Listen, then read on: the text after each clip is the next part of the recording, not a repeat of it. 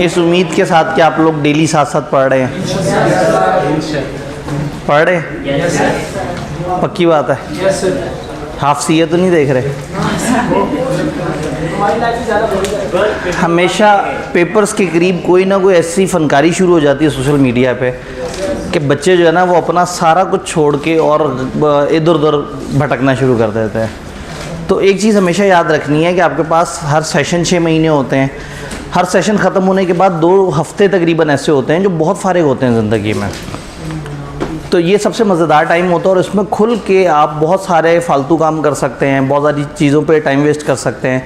लेकिन N papers के करीब जो है ना, ये मुझे लगता है कि जो जिनका अपना नहीं हो रहा ना सीए, वो सोचते हैं कि ज़रा बाकियों को भी तकलीफ़ दें।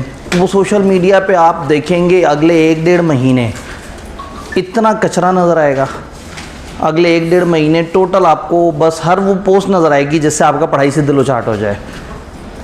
एक पोस्ट आएगी सीए कर ही हम क्यों रहे हैं, एक पोस्ट आएगी सीए वाले तो तबाह हो जाते हैं, बर्बाद हो जाते हैं। मतलब सीए वाले 6 महीने से बर्बाद हो रहे थे, ये आखिरी महीने में क्यों याद आया है?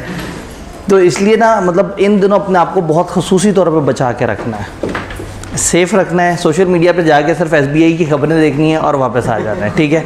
उसके अलावा जो है ना आपने सिर्फ तामीरी कामों के लिए इस्तेमाल करना है। कहने का मतलब है कि बस थोड़ा सा ज़रा एक्स्ट्रा एहतियात करें। इन दिनों क्या होता है, सब लोग पढ़ाई से फ्रस्ट्रेट हो के सोशल मीडिया पे जाके और वहाँ चुटकुले छोड़ रहे होते हैं, वहाँ बाकी सारी एक्टिविटीज़ हो रही होती हैं। तो जो पढ़ना चाह रहा होता है वो उनको चुटकुलों में मज़ा आना शुरू हो जाता है। वो कहता है अरे वाह, मतलब असल दुनिया तो ये है, मैं पता नहीं कौन सी फालतू दुनिया में था। तो उससे वो डिट्रैक्ट हो जाते हैं। ज़रूर यूज़ करें सोशल मीडिया, लेकिन उसका टाइम सेट कर लें, या अगर ये मुश्किल है तो फिर पढ़ाई का टाइम सेट कर लें। मतलब अगर आपको लगता है कि नहीं सोशल मीडिया तो एक मेन चीज़ है ना, तो सर ने कह दिया उसका टाइम सेट कर लें, वो मुश्किल है तो फिर उसे छोड़ें, पढ़ाई का कम से कम टाइम सेट कर लें और उस पढ़ाई वाले टाइम पे सोशल मीडिया यूज़ ना हो। मैं एक मशवरा अक्सर देता हूँ कि ये जो मोबाइल्स हैं ना, इनकी बैटरी की लाइफ बढ़ती है अगर इनको ऑफ़ करके चार्ज किया जाए, और आपकी पढ़ाई की लाइफ बढ़ती है अगर आप पढ़ाई के वक्त इसको चार्जिंग पे लगा दें। तो एक वक्त में 2 मज़े आ जाए। आप जब पढ़ने बैठें मोबाइल को करें ऑफ़ और इसको अपने से दूर चार्जिंग पे लगा दें, इसकी बैटरी भी बढ़ेगी और उससे ज़्यादा फ़ायदा आपको होगा कि आप दूर रहेंगे। कम से कम दिन में ऐसा टाइम डिफ़ाइन कर लें जिसमें आपको पता हो कि मिनिमम एक्टिविटी है सोशल मीडिया पे, ना इस टाइम पे दोस्तों ने मैसेज करने हैं, ना इस टाइम पे कुछ और। बहुत अर्ली सुबह और बहुत लेट नाइट, ये 2 बड़े अच्छे टाइम होते हैं। हर तरह का स्टूडेंट होता है, कुछ रात जागने वाले होते हैं, कुछ सुबह जागने वाले होते हैं। तो कोई भी टाइम जो बहुत सुबह अर्ली है, फजर के बाद के 3-4 घंटे, या अगर आप रात जागने वाले हैं तो यूँ समझें कि रात 12 के बाद से 3-4 घंटे, तकरीबन फजर से पिछले 4 घंटे, फजर से अगले 4 घंटे, जो भी जिस भी तरफ आप अपने आप को सेट करते हैं, ये इंतहाई प्यारा टाइम है। अच्छी बात तो ये है कि सुबह के वक्त पढ़ाई की जाए या सुबह फजर के बाद, लेकिन यही है कि बजाय इसके कि इस टाइम पे हम अचानक से कहें कि हमें अच्छा इंसान बनना है और ज़बरदस्ती हम फजर के बाद जागे रहने की कोशिश करें, जबकि पिछले 6 महीने से ऐसा नहीं कर रहे। तो इस वक्त अपने आप को एकदम से नहीं बदलना। आइडियली अच्छी बात यह है कि सुबह उठना शुरू हो जाएं, लेकिन ये ज़रूर है पहचान लें कि आपकी ज़िंदगी में कौन सा टाइम ज़्यादा प्रोडक्टिव है। आप रात को आसानी से जाग लेते हैं या सुबह आप फजर के बाद देर आराम से जागे रह सकते हैं, ठीक है। और अगर आप ये कहें कि सर मैं रात भी जल्दी सो जाता हूँ और सुबह भी देर से उठता हूँ, तो फिर आप गलत जगह पे आ गए। मतलब और एटलीस्ट आखिरी मंथ में आके तो ये इंतहाई गलत जगह। अब तो अगस्त शुरू हो गया, अब तो बचे ही कुछ नहीं। क्या आपको अभी भी कोई एंटरटेनमेंट फील हो रही है ज़िंदगी में? क्या आपको अभी भी कुछ लगता है कि नहीं मेरे पास तो इतना एम्पल टाइम है कि ज़ाया किया जा सकता है?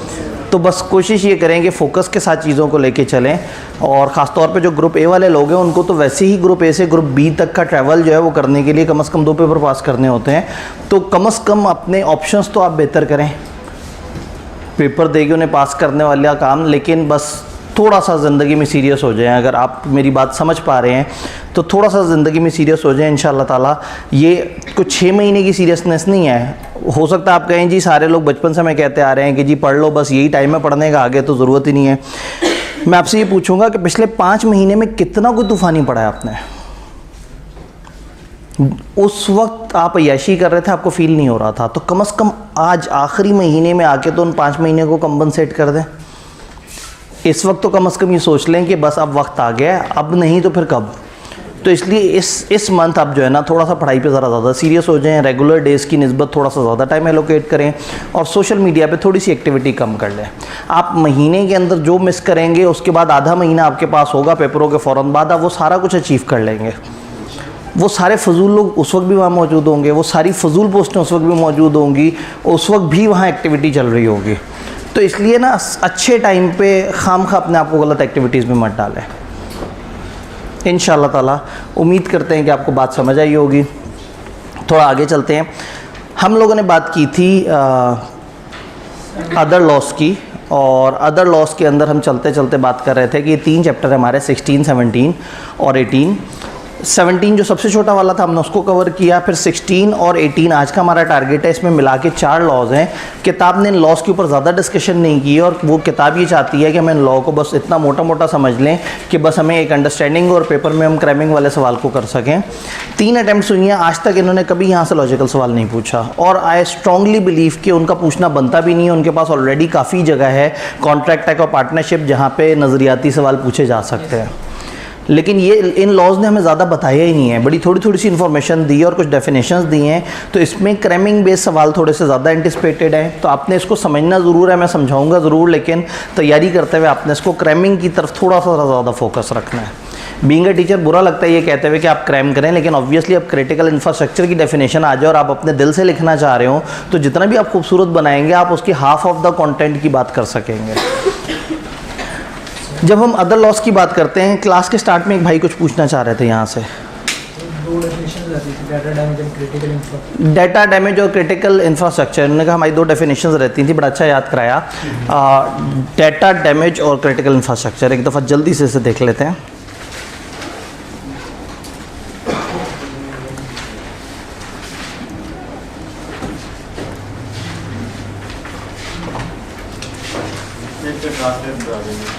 जी, एक भाई ने कहा सर इसे ट्रांसलेट कर लें। ठीक है, थोड़ी मुश्किल डेफिनेशन है, स्टेप बाय स्टेप चलते हैं। डाटा डैमेज, डैमेज मतलब जिस तरह से होता है ना कि कुर्सी डैमेज हो गई मतलब उसकी टांग टूट गई, उसका बाजू टूट गया। प्रोजेक्टर डैमेज हो गया मतलब उसका लेंस टूट गया, वो गिर गया, वो ख़राब हो गया। अब डाटा एक सॉफ्ट चीज़ है।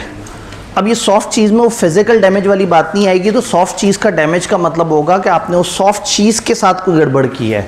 तो डाटा डैमेज के अंदर इसमें क्या क्या चीज़ें आ सकती हैं? अल्ट्रेशन, एक डाटा था सॉफ्ट में पड़ा हुआ, उसको किसी ने बदल दिया।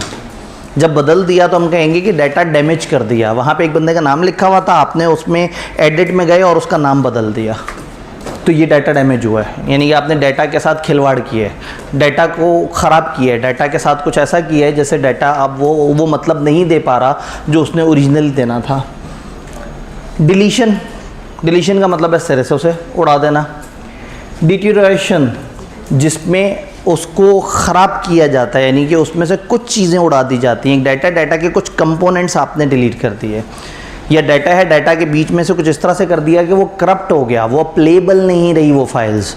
अब उसे चलाने की कोशिश करेंगे तो वो अपना काम नहीं कर सकेगा, क्योंकि आपने उसके बहुत सारे, आपको पता है फाइल्स बिट और बाइट्स वगैरह से मिलकर बनी होती हैं। तो छोटे छोटे जो पीस ऑफ इन्फॉर्मेशन आपने बीच में से 1-2 को ख़राब कर दिया तो वो डिलीट तो नहीं हुआ लेकिन उजड़ गया। इरेजर, मिटा देना। मिटाने में और डिलीट करने में फ़र्क है। एक ऑब्जेक्ट एक जगह रखा हुआ है, डिलीट करने का मतलब आपने पूरी लाइन आइटम ही ख़त्म कर दी। इरेजर का मतलब ये है कि वो डाटा वहाँ पे मौजूद है, नज़र नहीं आ रहा, गायब हुआ हुआ है, मिटा हुआ है उसी जगह पे। रीलोकेशन, डाटा को किसी और जगह से उठा के किसी और जगह रख देना। कोई हमारे पोर्टल पे जाए और बीलॉ के लेक्चर उठा के टेक्स्ट की क्लास में डाल दे, और टेक्स्ट के लेक्चर उठा के जो यूट्यूब पे डाल दे, और यूट्यूब से वीडियोज़ उठा के बीलॉ के लेक्चर में डाल दे, तो ये सारी हरकत डाटा डैमेज है, रीलोकेशन हो रहा है। सप्रेशन, डाटा को दबा देना।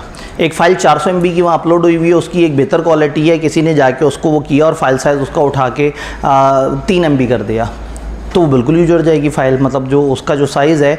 तो सप्रेशन में क्या होता है, आप डाटा को दबा देते हैं। और मेकिंग डाटा टेम्परेरी और परमानेंटली अनअवेलेबल, या कुछ ऐसा करते हैं कि लोग उस डाटा तक पहुंच नहीं सकेंगे, या टेम्परेरी तौर पे वो अनअवेलेबल हो जाता है या परमानेंटली अनअवेलेबल हो जाता है। तो इनमें से कोई भी वर्ड का मतलब है डाटा के साथ गड़बड़ हुई है। डाटा से गड़बड़ का मतलब है हम उसको कहते हैं डाटा डैमेज है। अब आते हैं क्रिटिकल इंफ्रास्ट्रक्चर की तरफ। इसको पहले मैं समझा दूँ, मैंने कल भी बात की थी लेकिन इसमें चूँकि अल्फाज थोड़े से टेक्निकल हैं। क्रिटिकल इंफ्रास्ट्रक्चर का मतलब है ऐसा इंफ्रास्ट्रक्चर, ऐसी चीज़ जो हसास है ज़रा ज़्यादा। कुछ इंफ्रास्ट्रक्चर, कुछ ऐसी चीज़ें होती हैं, आपको शायद याद होगा कि इस ज़माने में धरना वगैरह बड़े जोशो खरोश से चल रहा था और मतलब सारी एक्टिविटीज़ चल रही थी, गवर्नमेंट उनको रोक भी रही थी, लेकिन हल्का फुल्का एक ख़ास टाइम आया कि वो बढ़ते बढ़ते बढ़ते इस्लामाबाद में आगे जाते जाते कुछ इमारतों तक पहुंच गए और फिर उसके बाद रेंजर्स, फौज, ये सब आगे। उन्होंने कहा इन लाल इमारतों में नहीं जाना आपने, लाल इमारतों की तरफ कोई ना आए। इन इमारतों का मतलब है गवर्नमेंट, इन इमारतों का मतलब है आपने मुल्क पे हमला किया है। तो वो जितनी भी शिद्दत उन लोगों में थी, वहाँ उन्हें एक बात समझ आ गई कि अब ये रेड लाइन आ गई है, असली वाली रेड लाइन। एक तो होती है ना वो आपकी कमज़ोर सी रेड लाइन, जिसमें आप जज्बाती होकर जो है लीडर बेचारे को फंसा देते हैं। लीडर सुकून से बैठा है, बार बार जाके फेसबुक पे कह रहे हैं मेरी रेड लाइन को कोई क्रॉस करके दिखाए, कोई आके मेरे लीडर को पकड़ के दिखाए। वो आते हैं, अब पकड़ तो लिए, उसको जेल में डाल के दिखाए मेरी रेड लाइन। वो गरीब लीडर आपकी रेड लाइन का ही शिकार हो गया। तो मतलब वो सेंसिटिव है, वो बिल्डिंग सेंसिटिव है, उन पे हमले का मतलब है मुल्क पे हमला हुआ। तो कुछ ऐसी चीज़ें होती हैं जो सेंसिटिव होती हैं, जो लॉ डिफाइन करता है। Same is the case with, यहाँ हम चूँकि सॉफ्ट में चीज़ों को डील कर रहे हैं, तो कुछ ऐसे इंफ्रास्ट्रक्चर हैं जो बड़े सेंसिटिव हैं। इतने सेंसिटिव हैं, जैसे मैंने कहा कि अगर उनमें छेड़छाड़ या उसका डाटा डैमेज होगा तो नुकसान होगा। जैसे मैंने कहा मुल्क का रडार सिस्टम, दिफाई रडार सिस्टम, कोई उसमें छेड़छाड़ करेगा तो क्या होगा, दुश्मन मुल्क से जहाज़ आ रहे होंगे और हमें पता ही नहीं लग रहा होगा, हमारे मुल्क में वो तबाही मचा के चले जाएंगे और पता लगेगा कि एक शरारती हैकर ने बैठ के रडार सिस्टम के साथ छेड़छाड़ कर दी थी, तो ये मुल्क की सलामती पे आँच आ जाएगी। सम टाइम कुछ ज़रूरी सर्विसेज की फरहमी ख़राब हो जाए कि फॉर एग्जांपल एक बहुत ही ज़बरदस्त हैकर और वो अपने दोस्त को कहे कि आज तुझे दिखाता हूँ बड़ा ज़बरदस्त, मैं जो है ना, मैं बड़ी टेक्नोलॉजी आती है। क्या टेक्नोलॉजी आती है? और उसने कहा जी मैंने एक वो सिस्टम लगाया है, ज़रा एक काम करो, फायर ब्रिगेड को कॉल करना। उसने फायर ब्रिगेड के नंबर पर कॉल की, आगे से गाने चल रहे हैं। इसने कहा ये क्या हुआ है? कहते भाई ने किया है, भाई ने उनका सिस्टम ऐसे वो कर दिया है कि कोई भी कॉल मिलाएगा तो कॉल उधर नहीं मिलेगी, किसी और जगह चली जाएगी और वहाँ गाने चल रहे होंगे। अब वो तो बड़ा एक्साइटेड है इस चीज़ पे, लेकिन फायर ब्रिगेड को टाइम पे लोग जो कॉल करना चाह रहे थे और वो कॉल नहीं कर सके और उसकी वजह से ज़िंदगियाँ चली गई, बिल्डिंगें जल गई, नुकसान हो गया, फाइनेंशियल नुकसान हो गया, फिज़िकल नुकसान हो गया। तो इसका मतलब है कि ये क्रिटिकल इंफ्रास्ट्रक्चर था या नहीं था, गवर्नमेंट ने डिफ़ाइन किया था या नहीं किया था। एक ऐसी चीज़, ऐसी इंपॉर्टेंट सर्विस जिसकी तात्तुल की वजह से बहुत ज़्यादा नुकसान इंक्लूडिंग कैजुअलिटीज़ हो जाए, अमवात हो जाएं, तो ऐसी सर्विसेज को भी हम कहेंगे कि क्रिटिकल इंफ्रास्ट्रक्चर है। किताब से पूछते हैं क्रिटिकल इंफ्रास्ट्रक्चर कैसे कहेंगे? किसी भी इंफ्रास्ट्रक्चर के क्रिटिकल एलिमेंट्स, नेमली उसके एसेट्स, उसकी फैसिलिटीज़, उसके सिस्टम, उसके नेटवर्क या प्रोसेसेस, जो भी उसमें असासे हैं, जो भी उसके अंदर फैसिलिटीज़ हैं, चीज़ें किस तरह से होती हैं, जो भी उसमें निज़ाम चल रहे हैं, जो भी उसकी नेटवर्किंग हुई हुई है, या जो भी उसके अंदर अलग अलग तरह के प्रोसेस हैं, द लॉस ऑफ और compromise of which could result, जिसमें लॉस या कंप्रोमाइज़ से क्या होगा, क्या होगा। नीचे तो बातें लिखी हैं, पहले ये नीचे वाली बात पढ़ लेते हैं, आसान है। Significant impact on national security, national defence और फंक्शनिंग ऑफ द स्टेट। उससे क्या होगा, हमारी नेशनल सिक्योरिटी, नेशनल डिफेंस या फंक्शनिंग ऑफ द स्टेट पे फ़र्क आएगा। जैसे हमने कहा रडार सिस्टम, जैसे हमने कहा कि इस तरह की चीज़ें जो कि गवर्नमेंट लेवल पे चीज़ों को ख़राब कर दें। या दूसरा क्या है, इससे मेजर डेट्रीमेंटल का मतलब होता है नुकसानदेह, मेजर नुकसानदेह इम्पैक्ट ऑन अवेलेबिलिटी, इंटेग्रिटी और डिलीवरी ऑफ एसेंशियल सर्विसेज। उसने कहा कि वो वाली चीज़ें जिसमें मेजर नुकसानदेह इम्पैक्ट आ जाए, अवेलेबिलिटी पे, इंटेग्रिटी मतलब सही से काम हो रहा हो, और डिलीवरी ऑफ एसेंशियल सर्विसेज, कुछ ऐसी एसेंशियल सर्विसेज जो है वो तात्तुल आ जाए उसमें, जिसमें गड़बड़ हो जाए, इंक्लूडिंग दो सर्विस जिसमें वो सर्विसेज शामिल हैं, हुज इंटेग्रिटी, जिसकी जो सिस्टम था अगर वो कंप्रोमाइज़ होगा, could result in significant loss of life, जिसकी वजह से नुकसान हो सकेगा लाइफ का, कैजुअलिटीज़ हो सकेंगी, कैजुअलिटीज़ मतलब अमवात, taking into account significant economic और सोशल इम्पैक्ट, और उसके आपने सोशल और इकोनॉमिक इम्पैक्ट्स को भी जहन में रखना है। तो फॉर एग्जांपल अगर एक बंदा आके एक ऐसी मायूसी फैलाना शुरू कर दे जो सोशली सारे लोगों को लगे कि पाकिस्तान तो तबाह हो गया, पाकिस्तान से निकल जाना चाहिए, और निकलते निकलते कम से कम किसी एक आध इमारत को आग लगा के जाना चाहिए, तो इस किस्म की हरकत भी, इस किस्म की चीज़ भी जिसकी वजह से एक सोशल इम्पैक्ट ख़राब आया है या लोगों समाजी तौर पे आपने उनको बुरी तरह से डिस्टर्ब कर दिया है, तो ये सारी चीज़ें कहलाएंगी कि आपने क्रिटिकल इंफ्रास्ट्रक्चर के साथ छेड़छाड़ की है। तो ये इतनी बड़ी डेफिनेशन है कि इसमें कभी भी कुछ भी, आपकी फेसबुक की एक पोस्ट भी इसके अंदर काउंट हो सकती है कि आपने क्रिटिकल इंफ्रास्ट्रक्चर के साथ छेड़छाड़ की है। If you are that much influencer कि आप सोशल इम्पैक्ट क्रिएट कर सकते हैं। तो सोशल इम्पैक्ट हो, इकोनॉमिक इम्पैक्ट हो या ज़िंदगियों का इम्पैक्ट हो, किसी भी किस्म का इम्पैक्ट अगर आपकी वजह से हुआ है तो ऐसी छेड़छाड़ जिससे कोई एसेंशियल सर्विसेज मुतासर हो जाए या पाकिस्तान का दिफा मुतासर हो जाए, तो ये कहलाएगा क्रिटिकल इंफ्रास्ट्रक्चर। अगेन रट्टा मारना है, ठीक है। मैं इस पर ज़रूर एनर्जी लगाई है, आपको एक एक लफ्ज़ ब लफ्ज़ समझाया है, लेकिन अल्टीमेटली ये सारी बातें जहन से आप खुद लिखने बैठेंगे तो चीज़ें मिस हो जाएंगी। भूल जाएं पेपर में, रट्टा याद ना रहे, बेशक खुद से लिख दीजिएगा, कुछ ना कुछ नंबर मिल जाएंगे, लेकिन एटलीस्ट जो सीधे सीधे सवाल हैं उसमें नंबर मिस नहीं होने चाहिए। जल्दी से हम वापस चलते हैं अपने टारगेट की तरफ।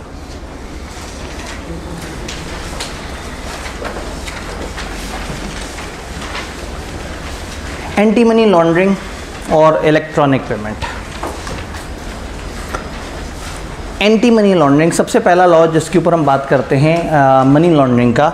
अब मनी लॉन्ड्रिंग या 4 अलग अलग लॉज हैं और किताब ने इन चारों पे ज़्यादा डिटेल से बात नहीं की, बस इनका कुछ इंट्रोडक्शन बताया है और हल्की हल्की सी डिस्कशन है। तो जितना इन्होंने इंट्रोडक्शन बताया और जितनी हल्की हल्की सी डिस्कशन है, हम गुस्ताखी नहीं करेंगे उससे आगे जाने की, ठीक है जी। सबसे पहले मनी लॉन्ड्रिंग।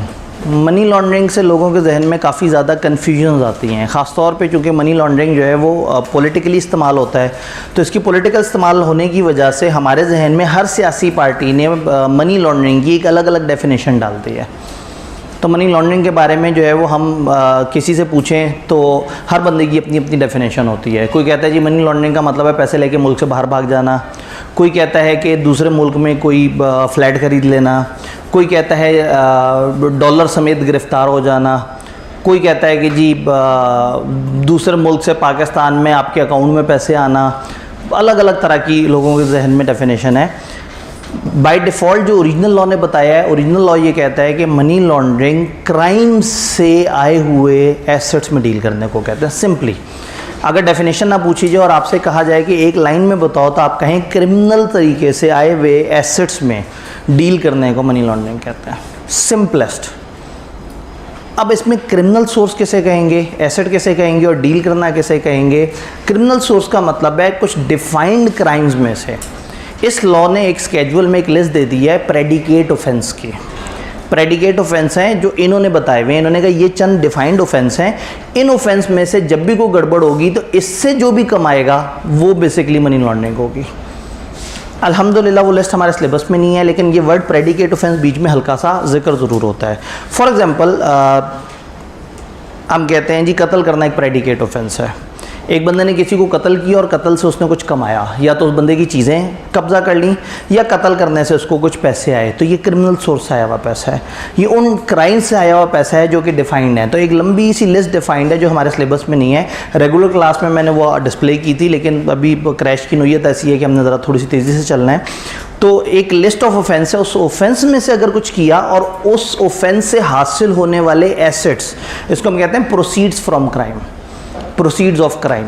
जो क्राइम से आने वाली प्रोसीड्स हैं, जब आप उसमें डील करेंगे तो फिर कहलाया जाएगा कि हमने मनी लॉन्ड्रिंग की है। अब डीलिंग से क्या मुराद है, आप वो पैसा कमाएंगे तो भी मनी लॉन्ड्रिंग है, उस पैसे को अपने पास रखेंगे तो भी मनी लॉन्ड्रिंग है, उस पैसे से कोई चीज़ खरीदेंगे तो भी मनी लॉन्ड्रिंग है, उस पैसे से खरीदी हुई चीज़ को बेच के कोई और चीज़ लेंगे तो भी मनी लॉन्ड्रिंग है।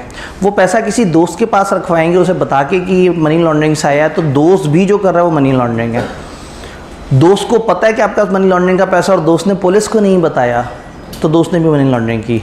हर वो शख्स जिसने सपोर्ट किया, पार्टिसिपेट किया, एसोसिएट किया, आपको सपोर्ट किया, मोटिवेट किया, कन्विंस किया कि यार ये अच्छा काम है ऐसा करो, हर उस शख्स ने मनी लॉन्ड्रिंग की है। तो एसेट्स में डील करना, एसेट्स को कन्वर्ट करना, किसी फॉर्म में शिफ्ट करना, उसमें सपोर्ट करना किसी भी किस्म की, ये सारे एक्शन जो है मनी लॉन्ड्रिंग कहलाते हैं। कंप्रिहेंसिव डेफिनेशन किताब से पूछते हैं। इस डेफिनेशन में इतने सारे वर्ड्स हैं जो एक दूसरे से मिलते जुलते हैं, एक दूसरे को सपोर्ट कर रहे हैं। A person shall be guilty of offence of money laundering अगर वो पर्सन इन 4 में से कोई भी एक काम करता है। 4 काम क्या है, एक्वायर करे, कन्वर्ट करे, पोजेस करे, यूज़ करे या ट्रांसफ़र करे प्रॉपर्टी को, प्रॉपर्टी यानी एसेट्स। एक ऐसा एसेट एक्वायर करे, कन्वर्ट करे, पोजेस करे, यूज़ करे या ट्रांसफ़र करे, कैसा एसेट, नोइंग और having reason to believe that such properties proceeds of crime, जो आपको पता हो कि प्रोसीड्स ऑफ क्राइम है, या हैविंग रीज़न टू बिलीव, या तो आपको एक्सप्रेसली पता हो या हालातों वाक़यात से आपको नज़र आ रहा हो कि ये प्रोसीड्स ऑफ क्राइम है। ये ऐसे ही है जैसे आपका हॉस्टल मेट आपके आके कहे कि यार आज जो है ना ज़रा चल के महंगे वाले पराठे खा के आते हैं, चीज़ वाले पराठे। आप उसे देख रहे हैं इसको क्या हो गया, ये तो एक पराठे में 2 दिन गुजार लेता है सादा पराठे में, तो ये चीज़ पराठे की बात कर रहा है। तो आप कहेंगे क्यों, क्या हुआ, क्या तला है, ये तो छोटी बात है। उसके बाद चलेंगे घूमने, वो हुंजा वगैरह से घूम के आएंगे, फिर पीसी बुरबन में 10 दिन का स्टे करेंगे, फिर कुछ और। आपने कहा क्यों, कहते बस मेरे पास को 2-2.5 करोड़ सरप्लस आया हुआ है। अब आपको अपने दोस्त की औकात का भी पता है। तो ये भाई साहब के पास अगर 2-2.5 करोड़ आया हुआ और इतना सरप्लस आया हुआ है कि भाई साहब पीसी बुरबन में ठहरने की बातें कर रहे हैं, हुंजा जाने की बातें कर रहे हैं, आपको तो हैरत खैर पहले लेवल पे हुई थी ना चीज़ पराठा, आपने कहा ये तो इतना भी नहीं सोच सकता। इसका मतलब है कि अगर आपको उसकी हकीकत का पता है और आपके सामने उसके पास पैसे आए हुए हैं और आपको समझ नहीं आ रहा है ये पैसे कहाँ से आ रहे हैं, तो आप भी गलत है। एक होता है आपको पता हो, एक है हैविंग रीजन टू बिलीव। तो you have a reason to believe कि इस गरीब गुरबा आदमी के पास ये अचानक से इतना पैसा कहाँ से आ गया, सिवाय इसके कि इसने कोई गड़बड़ की हो। तो यहाँ ज़रूरी नहीं कि आपको कंफर्म पता हो कि गड़बड़ हुई है, but having reason to believe, there are some reason जिस पे आपको लगता है कि हाँ भाई इसने कुछ गड़बड़ की होगी। या तो अगर आपको पता है या आपको पता होना चाहिए कि एक चीज़ प्रोसीड्स ऑफ क्राइम है, एक प्रॉपर्टी प्रोसीड ऑफ क्राइम है, तो उसको एक्वायर करना, रखना, कन्वर्ट करना, यूज़ करना, ट्रांसफ़र करना, कुछ भी उसके साथ करना, ये मनी लॉन्ड्रिंग है। सेकेंड लेवल पे हम बात करते हैं वही वाली एसेट जो नोइंग और हैविंग रीज़न टू बिलीव है कि वो प्रोसीड ऑफ क्राइम है, उस एसेट्स को कंसील करना, छुपाना, डिस्गाइज करना उनकी ट्रू नेचर। एसेट से मुराद पैसा भी हो सकता है, एसेट से मुराद कोई प्रॉपर्टी, कोई ये जो इमूवेबल प्रॉपर्टी हो सकती है, कोई गाड़ी भी हो सकती है, एनीथिंग, कोई भी एसेट। तो जब आप उसे कंसील करें या उसकी ट्रू नेचर को छुपाएं, उसकी ओरिजिन, लोकेशन, डिस्पोजिशन, मूवमेंट या ओनरशिप में कुछ वो करें, यानी आप उसकी ओनरशिप बदल दें, उसको छुपा लें, उसका जगह चेंज कर दें, उसकी शनाख्त चेंज कर दें, कुछ भी ऐसे एसेट के साथ करें ताकि लोगों को गुमराह कर सकें, तो ये हरकत भी मनी लॉन्ड्रिंग है। तीसरा, आप होल्ड करें, पोजेस करें on behalf of other person कोई भी ऐसा एसेट जो आपको पता है या पता होना चाहिए कि प्रोसीड्स ऑफ क्राइम है। आपके दोस्त ने वो 2 करोड़ आपको अमानतन दे दिया कि संभाल के रखना, तो टेक्निकली आप भी मनी लॉन्ड्रिंग कर रहे हैं, because you have reason to believe कि लीगल तरीके से तो इसके पास 2 करोड़ नहीं आ सकता। आखिरी चीज़, किसी भी किस्म की मदद, इन्होंने गूगल पे लिखा होगा उर्दू लफ्ज़ मदद और कहा होगा कि इसके हमें सारे सिनोनिम चाहिए, और सारे सिनोनिम यहाँ पे डाल दिए। Participate in, associate, conspire to commit में आप सपोर्ट करते हैं, आप मोटिवेट करते हैं कमिट करने के लिए, attempt to commit, aids, abets, facilitate और काउंसल्स। क्या, the commission of above 3 act, ऊपर की 3 में हरकत कोई भी सपोर्ट किया है, मोटिवेट किया है, साथ दिया है किसी भी किस्म का, तो हम कहेंगे आपने मनी लॉन्ड्रिंग किया है। तो मनी लॉन्ड्रिंग एक बड़ी अजीब सी चीज़ है कि जो बंदा मनी लॉन्ड्रिंग कर रहा है वो तो कर रहा है, जिसने उसे देखा है उसने भी मनी लॉन्ड्रिंग की है, क्योंकि उसने देख के उसको सपोर्ट कर दिया। जिस किसी को पता लग गया और इसने आगे कहा मैं तुम्हें कुछ पैसे दूंगा, मत बताना किसी को, तो बेसिकली उसने भी इसे मोटिवेट किया है कि अगर कोई चोर पकड़ा जाए तो पैसे दे के छूट सकता है। तो आपने किसी शख्स को अपने घर के सहन में ख़जाना दफन करते देखा और आपको पता है ख़जाना इसका नहीं है, आपने देख लिया, आपने मनी लॉन्ड्रिंग कर लिया। यानी मनी लॉन्ड्रिंग इतनी वास्ट चीज़ है कि पाकिस्तान के तकरीबन सारे लोगों को इसमें जेल में डाला जा सकता है। तो ये एक ऐसा लॉ है जो जब कोई सियासतदान बिल्कुल काबू नहीं आ रहा होता ना, तो उसे डराने के लिए मनी लॉन्ड्रिंग ले आते हैं।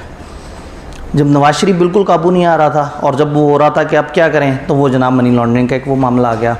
इमरान खान जब बिल्कुल काबू नहीं आ रहा था तो अचानक से एक फ़ॉरेन फंडिंग की, जिसमें आप बैठे हैरान होकर सोच रहे होंगे इतने से पैसे, इससे ज़्यादा तो हमारा लीडर एक साइन करके शर्ट बेच दे तो उससे ज़्यादा पैसे आ जाते हैं। तो ये वो चूँकि मनी लॉन्ड्रिंग से रिलेट करता था, चूँकि उसके अंदर मनी ट्रेल का मसला था, उसके अंदर दूसरे मुल्क से आया हुआ इलीगल पैसा था जिसके अंदर मसलो मसाइल थे, तो वो चाहे छोटी अमाउंट्स हो लेकिन वो इतने बड़े लेवल का मसला है कि उसकी वजह से अच्छे खासा प्रॉब्लम हो सकते हैं। तो मनी लॉन्ड्रिंग जो करता है वो भी कर रहा है, जो सपोर्ट करता है, जिसको पता है और उसने किसी को नहीं बताया या किसी तरह से भी साथ दिया, वो सब मनी लॉन्ड्रिंग कर रहे हैं। अब ये प्रोसीड्स ऑफ क्राइम क्या है, ये मैंने यहाँ ट्यूटर नोट डाला हुआ है, हमारे सिलेबस का ऐसा नहीं है समझाने के लिए कि कोई भी प्रॉपर्टी एसेट ड्राइव्ड और obtained directly and directly by any person from a predicate offence या foreign serious offence. Predicate offence क्या था, वो जो एक स्केड्यूल दिया हुआ है लॉ के एंड पे जिसमें लिस्ट दी हुई है कि ये वो ऑफेंस है जो होना गलत होगा। देन फॉरेन सीरियस ऑफेंस होता है मुल्क से बाहर ऐसा ऑफेंस जो पाकिस्तान में प्रेडिकेट ऑफेंस कहलाता है। तो इसका मतलब है कि एक बंदे ने कोई भी उस लिस्ट ऑफ ऑफेंस में से कोई भी ऑफेंस करके कोई प्रॉपर्टी हासिल की, हासिल करना, रखना, ट्रांसफ़र करना, कन्वर्ट करना, छुपाना, किसी को दे देना, किसी से ले लेना, किसी की मदद करना, ये सारे के सारे मनी लॉन्ड्रिंग में आ जाएंगे। तो यहाँ पे हम बात करते हैं कि जो प्रेडिकेट ऑफेंस है ना, मनी लॉन्ड्रिंग के ऑफेंस को साबित करने के लिए जो एक्यूज की रेलेवेंट प्रेडिकेट ऑफेंस की वो है, वो ज़रूरी नहीं है। थोड़ा सा टेक्निकल लॉ है, थोड़ा सा इसको समझना है। प्रेडिकेट ऑफेंस था, पता लगा एक बंदे ने कत्ल किया और कत्ल से हाईवे पैसे में डील करा है। मनी लॉन्ड्रिंग वाले इसके पीछे पड़ गए और जनाब उस पैसे के बारे में ये करते करते कह दिया कि ये गलत पैसा है, फलाना फलाना, और उसको सज़ा सुना दी 6 साल की। अभी तक असल अदालत जहाँ कत्ल का मुकदमा चल रहा है उसने भी फैसला नहीं सुनाया कि द पर्सन इज़ गिल्टी, लेकिन मनी लॉन्ड्रिंग वालों ने कह दिया द पर्सन इज़ गिल्टी। तो इसका मतलब है कि इस मनी लॉन्ड्रिंग के ऑफेंस को साबित होने के लिए द ओरिजिनल वाला ऑफेंस जिससे हाईवे पैसे का तस्करा हो रहा है उसका अपनी रेलेवेंट अदालत में साबित होना भी शर्त नहीं है। वरना क्या होगा, उस लोकल अदालत में वो केस 11 साल तक चलता रहेगा और ये मनी लॉन्ड्रिंग वाले बेचारे इंतजार करते रहेंगे कि वो हमारी छोटी कोर्ट एक दफ़ा फैसला सुना दे, अगर वो कह दे मुजरिम तो हम इसे पकड़ लेंगे। तो इनको इंतज़ार भी नहीं करना किसी और अदालत का कि वो बताए कि ये मुजरिम है। अगर ये कह रहे हैं कि तुमने जुर्म से पैसा कमाया है तो जुर्म को जुर्म डिफाइन होना भी ज़रूरी नहीं है। तो इस हद तक ये जालिम लॉ है कि आप एक बंदे को अगर पकड़ना चाहते हैं तो आप उसे कहेंगे कि तुमने मुजरिम हो, वो कहेगा मुझे कौन सी अदालत ने सज़ा सुनाई। उन्होंने कहा अदालत का सज़ा सुनाना ज़रूरी नहीं है। In order to prove an offence of money laundering the conviction on accuse for respective predicate offence shall not be required. उस बंदे के ऊपर उस रेलिवेंट जो वो जुर्म है उसका सादिर होना भी ज़रूरी नहीं है, आप उसे पकड़ सकते हैं। फिर एक जुमला है जो मेरे लिए बड़ा सहूलत है और आप लोगों के लिए भी ज़िंदगी आसान हो जाती है।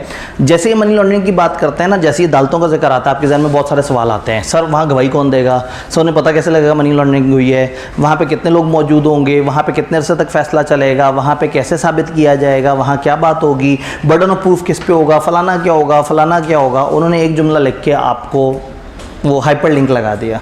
उन्होंने कहा नॉलेज, इंटेंट या purpose required as an element of offence set forth here may be taken from factual circumstances in accordance with कानून शहादत। यहाँ वर्ड ऑर्डिनेंस मिसिंग है, कानून शहादत ऑर्डिनेंस 1984।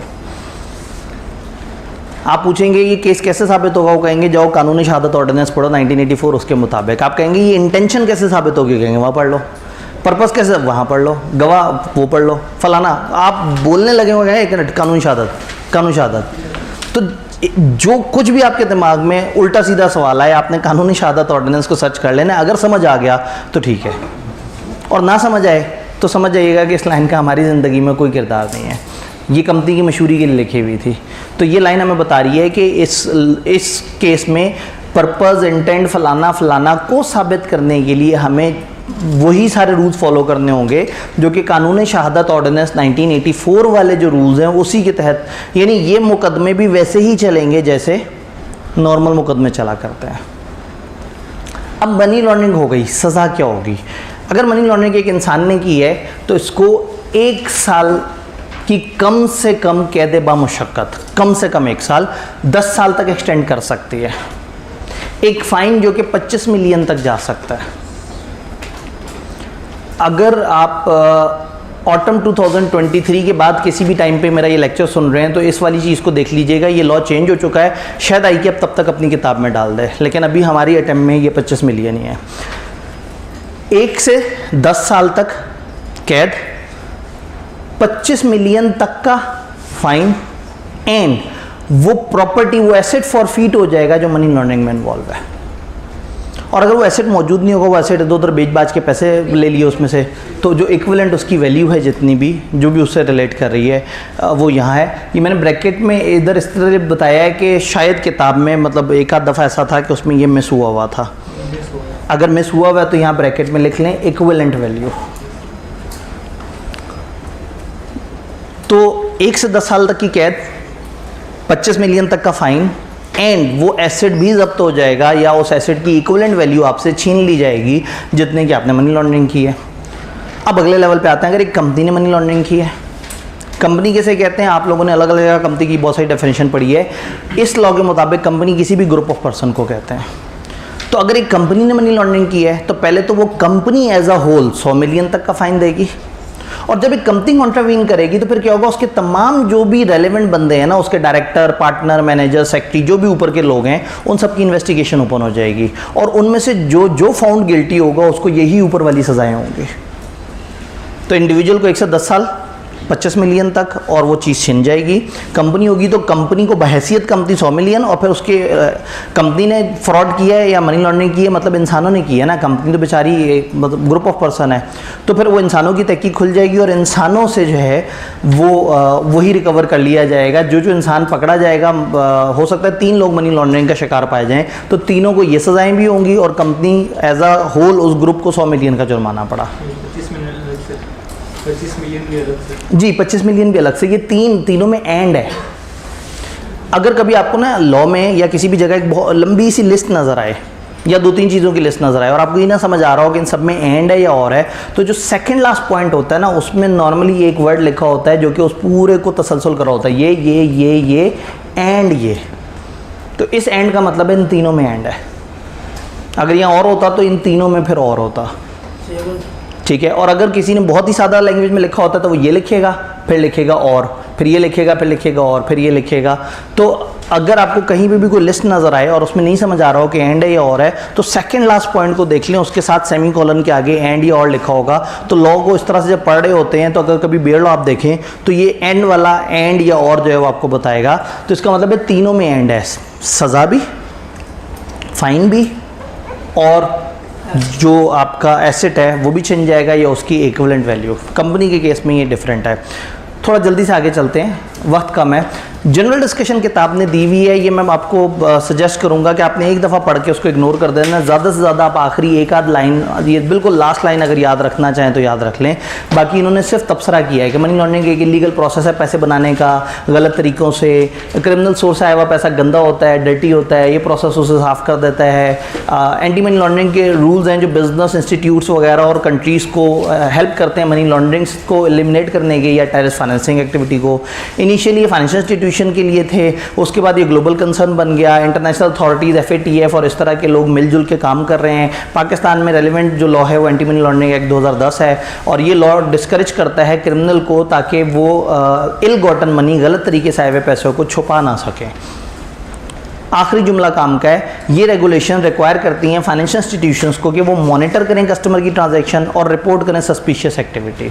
अगर उनको अपने किसी कस्टमर के अकाउंट में बहुत ही मशकूक एक्टिविटी नज़र आती है तो उनके ऊपर वाजिब है कि उन्होंने क्या करना है, उसको डिस्क्लोज़ करना है, बताना है और गवर्नमेंट को बताना है। स्टेट बैंक ऑफ पाकिस्तान का एक FMU एक यूनिट होता है, फिर उसको ये खबर करते हैं, फिर वो उसके ऊपर काम करना शुरू करता है। अब जब यहाँ फाइनेंशियल इंस्टीट्यूशन आ गया तो पता नहीं किताब को क्यों लगा कि ये तो बड़ा हमने अहम वर्ड डिस्कस कर दिया।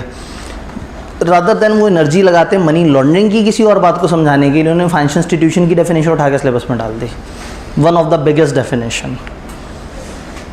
इस डेफिनेशन के साथ क्या करना है, रट्टा मारना है। मैं इसमें रेगुलर क्लास में फिर भी थोड़ी मदद कर सकता था, एक एक लफ्ज़ पे रुक के हमने थोड़ा थोड़ा सा समझने की कोशिश की थी, लेकिन इस टाइम पे इनमें से किसी भी लफ्ज़ का मतलब हमसे वो एक्सपेक्टेड नहीं है, ना इस पे केस स्टडी। ये एक डेफिनेशन है। तो कोई भी इंस्टीट्यूशन जो इनमें से एक ही एक से ज़्यादा काम कर रहा हो और ख़ास तौर पे वो ट्रेडिंग कर रहा हो इनमें से किसी इंस्ट्रूमेंट में, तो ये एक लिस्ट है और इस लिस्ट को याद करना है। वही बात है कि वक्त में गुंजाइश होती तो हम एक एक करके बात करते, लेकिन आसान से वर्ड देख लेते हैं। जो डिपॉजिट्स में डील कर रहा हो, लैंडिंग में डील कर रहा हो, लीजिंग में डील कर रहा हो, पैसों के ट्रांसफ़र में डील कर रहा हो, मीन्स ऑफ पेमेंट में डील करता हो जैसे क्रेडिट, डेबिट कार्ड, चेक वगैरह, इस तरह से गारंटीज़, कमिटमेंट्स वगैरह देता हो, ट्रेड कर रहा हो अजीब से इंस्ट्रूमेंट्स में। इन हर इंस्ट्रूमेंट का अपना एक मतलब है, अपनी एक बात है, वो हम रेगुलरली उसको डिस्कस करते हैं।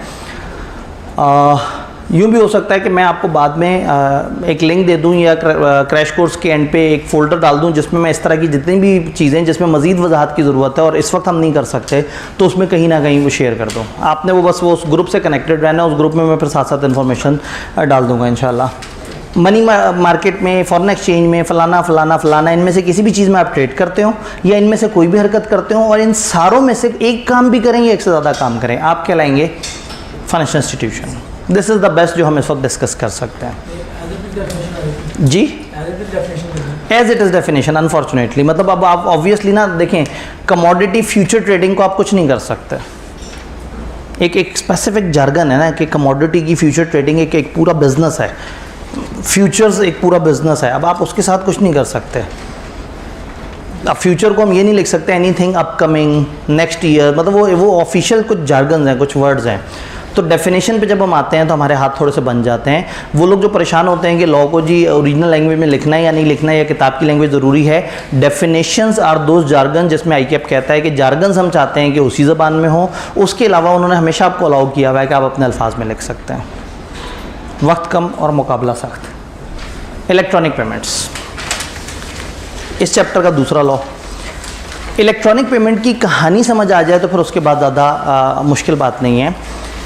कहानी ये है कि इलेक्ट्रॉनिक पेमेंट जो है वो हमेशा होंगी किसी ना किसी सिस्टम के थ्रू।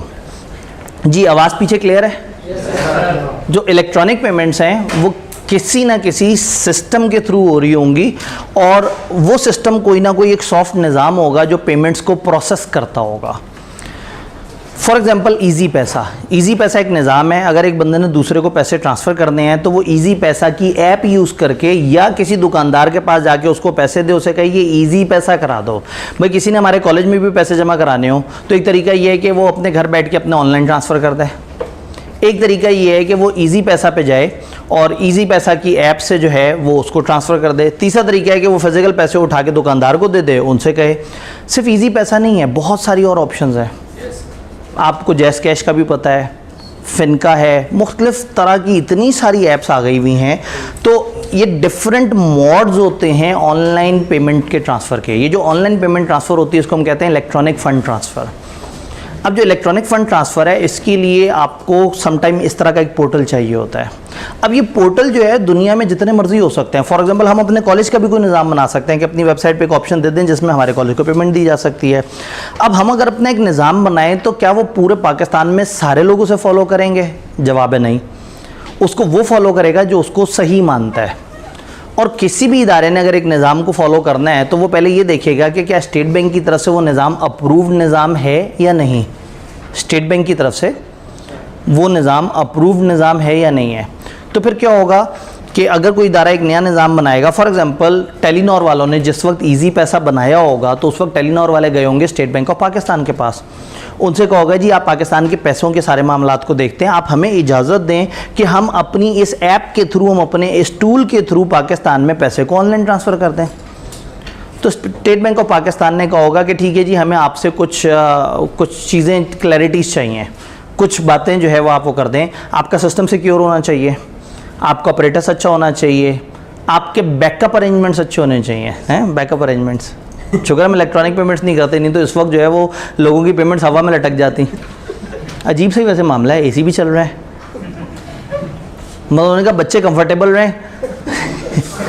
ठीक है, टीचर से तकलीफ में आ रहे थे तो चलो अंधेरे से टीचर भी ना नज़र आए और AC भी बंद ना हो ताकि ठंडक भी रहे। तो AC भी चल रहा है, प्रोजेक्टर भी चल रहा है, बस रोशनी नहीं है। ये कोई साजिश हुई है। ये जो है ना स्पेसिफिकली किसी ने जो है ना तार कहीं से काट दी है रोशनी वाली। तो खैर हमने एक बात की कि वो पेमेंट का निज़ाम रजिस्टर करवाना पड़ेगा गवर्नमेंट के पास। अब ये पहचानना है, टेलीनॉर वो इदारा है जो अपने एक निज़ाम को रजिस्टर कराने लगा है।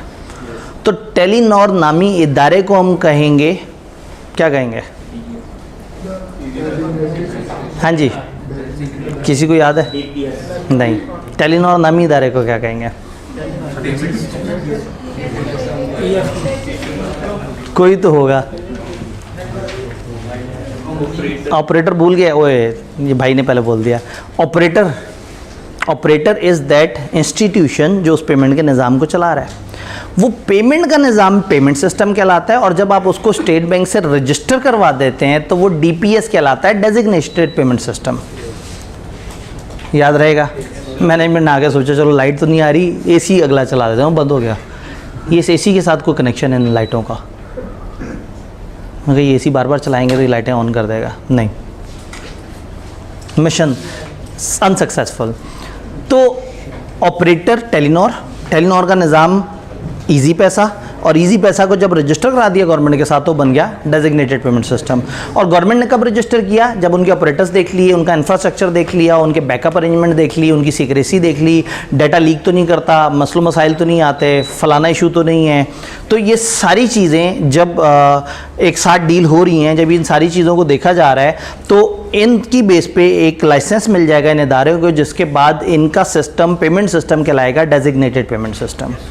क्या ये लाइसेंस ख़त्म भी हो सकता है? हाँ, ये ख़त्म भी हो सकता है अगर आपको रूल फॉलो ना करें, लाइसेंस की किसी टर्म और कंडीशन का ख्याल ना रखें, इस लॉ की को खिलाफ वर्जी कर दें, पाकिस्तान की बका सलामती के अगेंस्ट आ जाएं और गवर्नमेंट को लग रहा हो कि हाँ भाई ये इस वक्त लोगों के बेस्ट इंटरेस्ट में है कि सिस्टम को बंद हो जाना चाहिए।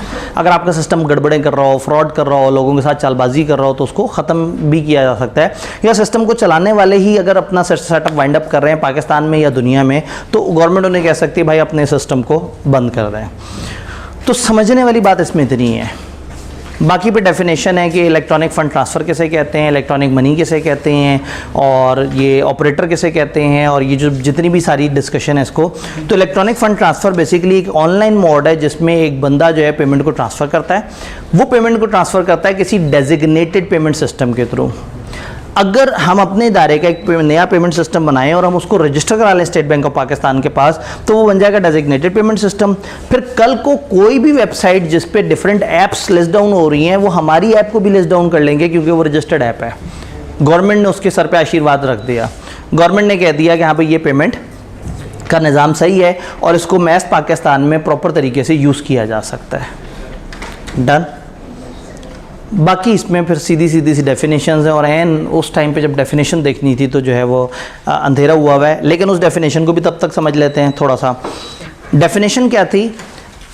जो इलेक्ट्रॉनिक फ़ंड है या इलेक्ट्रॉनिक फ़ंड ट्रांसफ़र है, उसकी डेफिनेशन ये कहती है कि जब कोई किसी टूल को यूज़ करके किसी फाइनेंशियल इंस्टीट्यूशन से कहे कि तुम ये ट्रांजैक्शन करो। डेफिनेशन के 3 हिस्से हैं। जब कोई टूल यूज़ करे, उससे किसी फाइनेंशियल इंस्टीट्यूशन को हुक्म दे कि तुम ये काम करो। टूल क्या हो सकता है? टेलीफोन हो सकता है। आपने टेलीफोन पे कहा अपने बैंकर को भाई ये मेरी ट्रांजैक्शन ऐसे कर दें। आपने ऐप पे जाके अपनी वेबसाइट, अपने जो मोबाइल की ऐप है उसमें जाके अपने बैंक को इंस्ट्रक्शन दी कि मेरा बिल पे कर दो। आप एटीएम पे गए, एटीएम की मशीन में कार्ड डाला हुआ था, वहाँ से आपने बिल पे कर दिया। तो टूल कैन बी एनीथिंग। या आपका कोई भी पॉइंट ऑफ सेल डिवाइस हो सकती है, कोई एटीएम मशीन हो सकती है, कोई कंप्यूटर मशीन हो सकती है, कोई सिस्टम हो सकता है, कोई नेटवर्क हो सकता है, कोई कंप्यूटर हो सकता है, इवन कोई मोबाइल हो सकता है, कोई मैग्नेटिक सिस्टम हो सकता है। तो किसी भी सिस्टम से आपने कहा, क्या कहा कि अपने बैंक को हुक्म दिया कि मिस्टर बैंक तुमने ये पेमेंट करनी है आगे। तो अपने बैंक या जो भी फाइनेंशियल इंस्टीट्यूशन था उसको आपने हुक्म दिया कि तुमने ऐसा काम करना है, और वो हुक्म दे के आपने कहा कि तुमने डेबिट या क्रेडिट करना है किसी अकाउंट को। जैसे आपके अकाउंट में अगर पड़े हुए हों फ़र्ज़ करें 25,000 रुपये, और आप कहेंगे जी मैंने SBI में एडमिशन लेना है और मैंने फ़ीस जमा करानी है। तो आपने क्या किया? आप अपनी ऐप पे गए, आपका फ़र्ज़ करें मिज़ान में अकाउंट है, आप मिज़ान की ऐप में गए और अपनी ऐप में हमारा अकाउंट नंबर डाल के पे का बटन दबा दिया। तो you have used a phone या अ कंप्यूटर, इसको यूज़ किया है, और ये जो आपने ऐसे क्लिक किया, आपने अपने मिज़ान बैंक को हुक्म दिया है। क्या हुक्म दिया है? कि मेरे अकाउंट में पड़े हुए ये 25,000 उठा के SBI के फ़लाना अकाउंट नंबर में जमा करा दिए जाएँ। तो ये जो हरकत हुई है इसको हम कहेंगे इलेक्ट्रॉनिक फ़ंड ट्रांसफ़र, कि जिसमें आपने काम किया है। अब अगेन जल्दी से इसे देख लेते हैं, मोटी मोटी बात हमें समझ आ गई। पेमेंट सिस्टम एक सिस्टम है जो सेटल करता है फाइनेंशियल ट्रांजैक्शंस को लोगों के दरमियान। इसमें institution, instrument, people, rule, procedures, ये सारे लोग इकट्ठे इन्वॉल्व होते हैं। ये इलेक्ट्रॉनिक ट्रांसफर ऑफ मनी है एक बैंक से दूसरे बैंक को with in a single institute या अक्रॉस मल्टीपल इंस्टीट्यूट, जिसमें कोई कंप्यूटर बेस्ड सिस्टम है without direct intervention of bank staff. और पाकिस्तान में जो रेलिवेंट लॉ है वो इलेक्ट्रॉनिक फंड ट्रांसफर एक्ट 2007 है। ये सारा पढ़ने के बाद आपने सारे को उड़ा देना है, क्योंकि आगे डेफिनेशन में तसल्ली से सारी बातें हुई हुई हैं। तो इधर इन्होंने हल्का सा एक रिकैप सा दिया है कि हम इस चैप्टर में क्या पढ़ने जा रहे हैं। Designation of payment system, state bank designate कर सकता है किसी भी पेमेंट सिस्टम को एज डेजिग्नेटेड पेमेंट सिस्टम। अब पेमेंट सिस्टम है सादा वाला निज़ाम, और डेजिग्नेटेड है जिसको स्टेट बैंक ने आशीर्वाद दे दिया। कि स्टेट बैंक ने कहा हाँ भाई तुम कल से पूरे पाकिस्तान में जो इस्तेमाल करना चाहे तुम्हें पूरी आज़ादी है। तो पेमेंट सिस्टम डेजिग्नेटेड बन सकता है कि रिटर्न ऑर्डर से अगर पब्लिक इंटरेस्ट में बेहतर हो, वो आपके इक्विपमेंट, प्रेमिसेस, मशीनरी, इन सबको इंस्पेक्ट करने का हक रखते हैं। वो डेजिग्नेशन रिवोक कर सकते हैं अगर आप ऑपरेटिवली काम, आप अगर नोइंगली आपने गलत इन्फॉर्मेशन जमा कराई है, को फ्रॉड कर रहे हैं, बेईमानी कर रहे हैं, आप जो ऑपरेटर है, ऑपरेटर जो कि मेन उसको चलाने वाला है, वो वाइंड अप हो रहा है। जो दरमियान में समटाइम सेटलमेंट इंस्टीट्यूशन होता है जो पैसे के ट्रांसफर को देख रहा होता है, ये लोग वाइंडिंग अप में पाकिस्तान में या कहीं पे भी कोई टर्म आपने एक्ट की तोड़ दी है या स्टेट बैंक को लगता है कि ये वसीतर मफाद में है, तो स्टेट बैंक आपको एक अपॉर्चुनिटी देगा, आप जाके अपना पॉइंट ऑफ व्यू बयान करेंगे। अगर उन्हें नहीं आपकी लॉजिक कन्विंस करेगी तो वो आपके लाइसेंस को कैंसिल कर देंगे। अगर तो बहुत ज़्यादा रिस्क इन्वॉल्व होगा तो ऐसा नहीं है कि पहले वो तहकीकात करें फिर कैंसिल करें, वो पहले आपको सस्पेंड कर देंगे, होल्ड कर देंगे और तहकीकात शुरू कर देंगे। तहकीकात के एंड पे अगर साबित हो गया तो वो आपको कैंसिल कर देंगे। तो ये इस पर डिस्कशन है। ऑपरेशनल अरेंजमेंट क्या हो सकता है? हर ऑपरेटर जैसे मैंने कहा कि टेलीनॉर ऑपरेटर है और डीपीएस है उनका इजी पैसा, तो हर ऑपरेटर एस्टेब्लिश करेगा फॉलोइंग अरेंजमेंट। कुछ रूल्स एंड प्रोसीजर्स होंगे कि चीज़ें किस तरह से सेटल होंगी, कोई प्रोसेस होंगे, कंट्रोल होंगे, मेजर्स होंगे क्रेडिट, लिक्विडिटी और डिफरेंट रिस्क को देखने के, किस टाइम पे कौन सी पेमेंट कहाँ से कहाँ जानी है, डीपीएस में पार्टिसिपेट कैसे करता है, उसमें अकाउंट कैसे खुलवा सकते हैं, इससे निकल कैसे सकते हैं, ईजी पैसा का आप अकाउंट कैसे खुलवा सकते हैं, ईजी पैसा का दुकानदार अकाउंट कैसे खुलवा सकता है, उसके बारे में रूल्स, और फिर सेफ्टी, सिक्योरिटी और इन सारी रिलायबिलिटी वगैरह ऊपर, इंक्लूडिंग कंटिजेंसी अरेंजमेंट। अब कंटिजेंसी अरेंजमेंट क्या है? जैसे भी पढ़ाते हुए अगर लाइट चली जाए तो there must be a contingency arrangement कि कोई बैकअप पे जनरेटर चल पड़े, कोई यूपीएस चल पड़े, कोई ना कोई इस तरह से चीज़ बैकएंड से काम कर रही हो, तो ये कहलाते हैं कंटिजेंसी अरेंजमेंट। ये सारे करने होंगे। डेफिनेशंस क्या हैं? खूबसूरत सी डेफिनेशन, लेकिन पहले हम छोटी डेफिनेशन पढ़ लेते हैं। ट्रांसफ़र ऑफ फंड्स, हमने कहा 3 काम होने हैं। कोई टूल यूज़ होना है, किसी फाइनेंशियल इंस्टीट्यूशन को कहना है कि तुम ये डेबिट या क्रेडिट कर लो, तो कोई भी ट्रांसफर फंड अदर देन ये जो चेक शेक्स वगैरह होते हैं इनकी हम बात नहीं कर रहे, इनसे हट के इनिशिएटेड थ्रू, पहला step electronic terminal, telephone instrument, point of sale terminal, stored value card, debit card, ATM, computer, magnetic tape, और थक गए तो कह दिया और एनी अदर इलेक्ट्रॉनिक डिवाइस। होगा कल को पता नहीं क्या क्या चीज़ आ जाए। इससे हो so as to order, instruct और ऑथराइज फाइनेंशियल इंस्टीट्यूशन, ताकि आप हुक्म दे सकें, ऑर्डर दे सकें, ऑथराइज कर सकें एक फाइनेंशियल इंस्टीट्यूशन को क्या कर सकें कि डेबिट करो या, तो ये कहलाता है इलेक्ट्रॉनिक फंड ट्रांसफ़र। तो इलेक्ट्रॉनिक फंड की इसी से मिलती जुलती डेफिनेशन, और इसी को अगर हम बड़ा करते हैं तो वो बन जाएगी। इससे पहले ऑपरेटर को देख लेते हैं। कोई भी फाइनेंशियल या अदर इंस्टीट्यूशन जो ऑथराइज है स्टेट बैंक की तरफ से कि तुम डीपीएस को चला सकते हो, तो डीपीएस को चलाने वाले इदारे का नाम ऑपरेटर, और डीपीएस वो सिस्टम है जैसे इजी पैसा, और ऑपरेटर है टेलीनॉर। ये हमने बात देखी। इनमें से किसी तरीके से फाइनेंशियल इंस्टीट्यूशन को ऑर्डर, इंस्ट्रक्ट या ऑथराइज किया जाए कि वो डेबिट या क्रेडिट करे। तो जो इलेक्ट्रॉनिक मनी की डेफिनेशन है, इलेक्ट्रॉनिक फंड की डेफिनेशन है, तकरीबन मिलती जुलती है, बस नीचे थोड़ी सी ज़्यादा बातें हैं। Money transfer through electronic terminal, ATM, telephone, computer, magnetic medium, any other medium, वही वाली बात। So as to order, instruct और ऑथराइज, वहाँ लिखा था फाइनेंशियल इंस्टीट्यूशन, यहाँ 3 बातें लिखी हैं, बैंकिंग कंपनी, फाइनेंशियल इंस्टीट्यूशन या एनी अदर कंपनी और पर्सन, टू डेबिट और क्रेडिट एन अकाउंट। यहाँ तक पढ़ के और अल्लाह से दुआ करनी है कि अल्लाह आपको इतनी हिम्मत दे कि आगे वाले जुमले आप याद कर सकें। आगे उन्होंने थोड़े टेढ़े तरीके से बताया है, लेकिन बहरहाल इसमें कोई भी वो मॉनेटरी वैल्यू भी इसमें शामिल होगी जो कि एक क्लेम के थ्रू आप जो है वो एक जगह से निकाल के दूसरे बंदे के अकाउंट में ट्रांसफ़र करवा सकते हैं। फॉर एग्जाम्पल, मीज़ान की ऐप इज़ नॉट बैंक, ये एक ऐप है, तो मेरी ऐप में मुझे पैसे नज़र आ रहे हैं, इसका ये मतलब है कि क्या मेरे मोबाइल के अंदर पैसे हैं? मेरा मोबाइल मुझे मॉनेटरी वैल्यू दिखा रहा है, मैं इस मॉनेटरी वैल्यू को क्लिक करके यहाँ से अपने पैसे किसी दूसरे के पास भेज सकता हूँ, और जब मैं कहूँगा 2000 रुपये भेजने हैं तो ये 2000 ही भेजेगा, ये 2000 से कम नहीं भेजेगा। तो आप इजी पैसा से भेजते हैं तो वो तो कम भेजता है, क्यों? आप इजी पैसा से कहते हैं 5000 भेज दो, तो 5000 नहीं भेजते, कुछ कम पैसे भेजते हैं। ऐसा क्यों होता है? इसलिए कि इजी पैसा वाले चार्जेस लेते हैं आपसे। फॉर एग्जांपल, वो कहते हैं हमें 60 रुपये दो या 100 रुपये दो अगर तुमने 5000 भेजने हैं, तो आप कहते हैं अच्छा इस ट्रांजैक्शन में इसको एडजस्ट कर दो, तो वो भेजते 4900 हैं और आपसे 5000 ले लेते हैं। तो आपको लगता है कि आपने जितने पैसे दिए थे उससे कम आगे गए, वो आपकी अपनी हरकत थी, आप चार्जेस अलग से दे देते तो सिस्टम उतने ही पैसे भेजेगा जितना पैसे देने का उसको हुक्म दिया गया। तो ऐसा नहीं होगा कि मैं एक बिल पे करूं और मीज़ान की पेमेंट जाते जाते रास्ते में जो है वो जूस पी ले थक के, वो गर्मी बड़ी हो रही है, और वहाँ जाके जूस के पैसे छोड़ के बाकी दिया और मेरे पास बिल पेंडिंग में आ रहा हो, तो जितना मैंने कहा है उतना ही जाएगा। तो ये पहली वाली जुमले में ये वाली बात लिखी है, लेकिन तकलीफदेह तरीके से लिखी है। दूसरा, इसमें electronic store of monetary value है, जो कि इलेक्ट्रॉनिक डिवाइस पे, जिससे आप कोई पेमेंट्स वगैरह कर सकते हैं। आपके इजी पैसा में रखे हुए पैसे, आपके जैस कैश में रखे हुए पैसे, आपके मोबाइल में, आपकी गेम्स में रखे हुए आपके क्रेडिट, कि आपके पास इतने यूसी पड़े हुए हैं, आपके पास इतने रोबक्स पड़े हुए हैं, आपके पास फलाना करेंसी पड़ी हुई है, तो ये सारे भी इसी के अंदर इलेक्ट्रॉनिक मनी के अंदर आएंगे। और थक के उन्होंने कहा और कोई भी अदर एज में भी प्रिस्क्राइब बाय स्टेट बैंक। तो बहरहाल मतलब ये लॉज जिनमें डेफिनेशन, अब इसमें भी देखा जाए तो ये एक बड़ी डेफिनेशन है, ये छोटी डेफिनेशन है, ये वाली। तो ये आप छोटी डेफिनेशन ना भी करें ना, आप ये बड़ी डेफिनेशन कर लें तो वो छोटी ऑटोमेटिकली हो जाएगी। नीचे वाली बातें गायब कर देनी है, इनको जोड़ के लिख देना है। 90% आप वही वाली बात कर रहे होंगे जो पीछे है। इधर 3 बातें लिखी हुई हैं, उधर 1 बात है।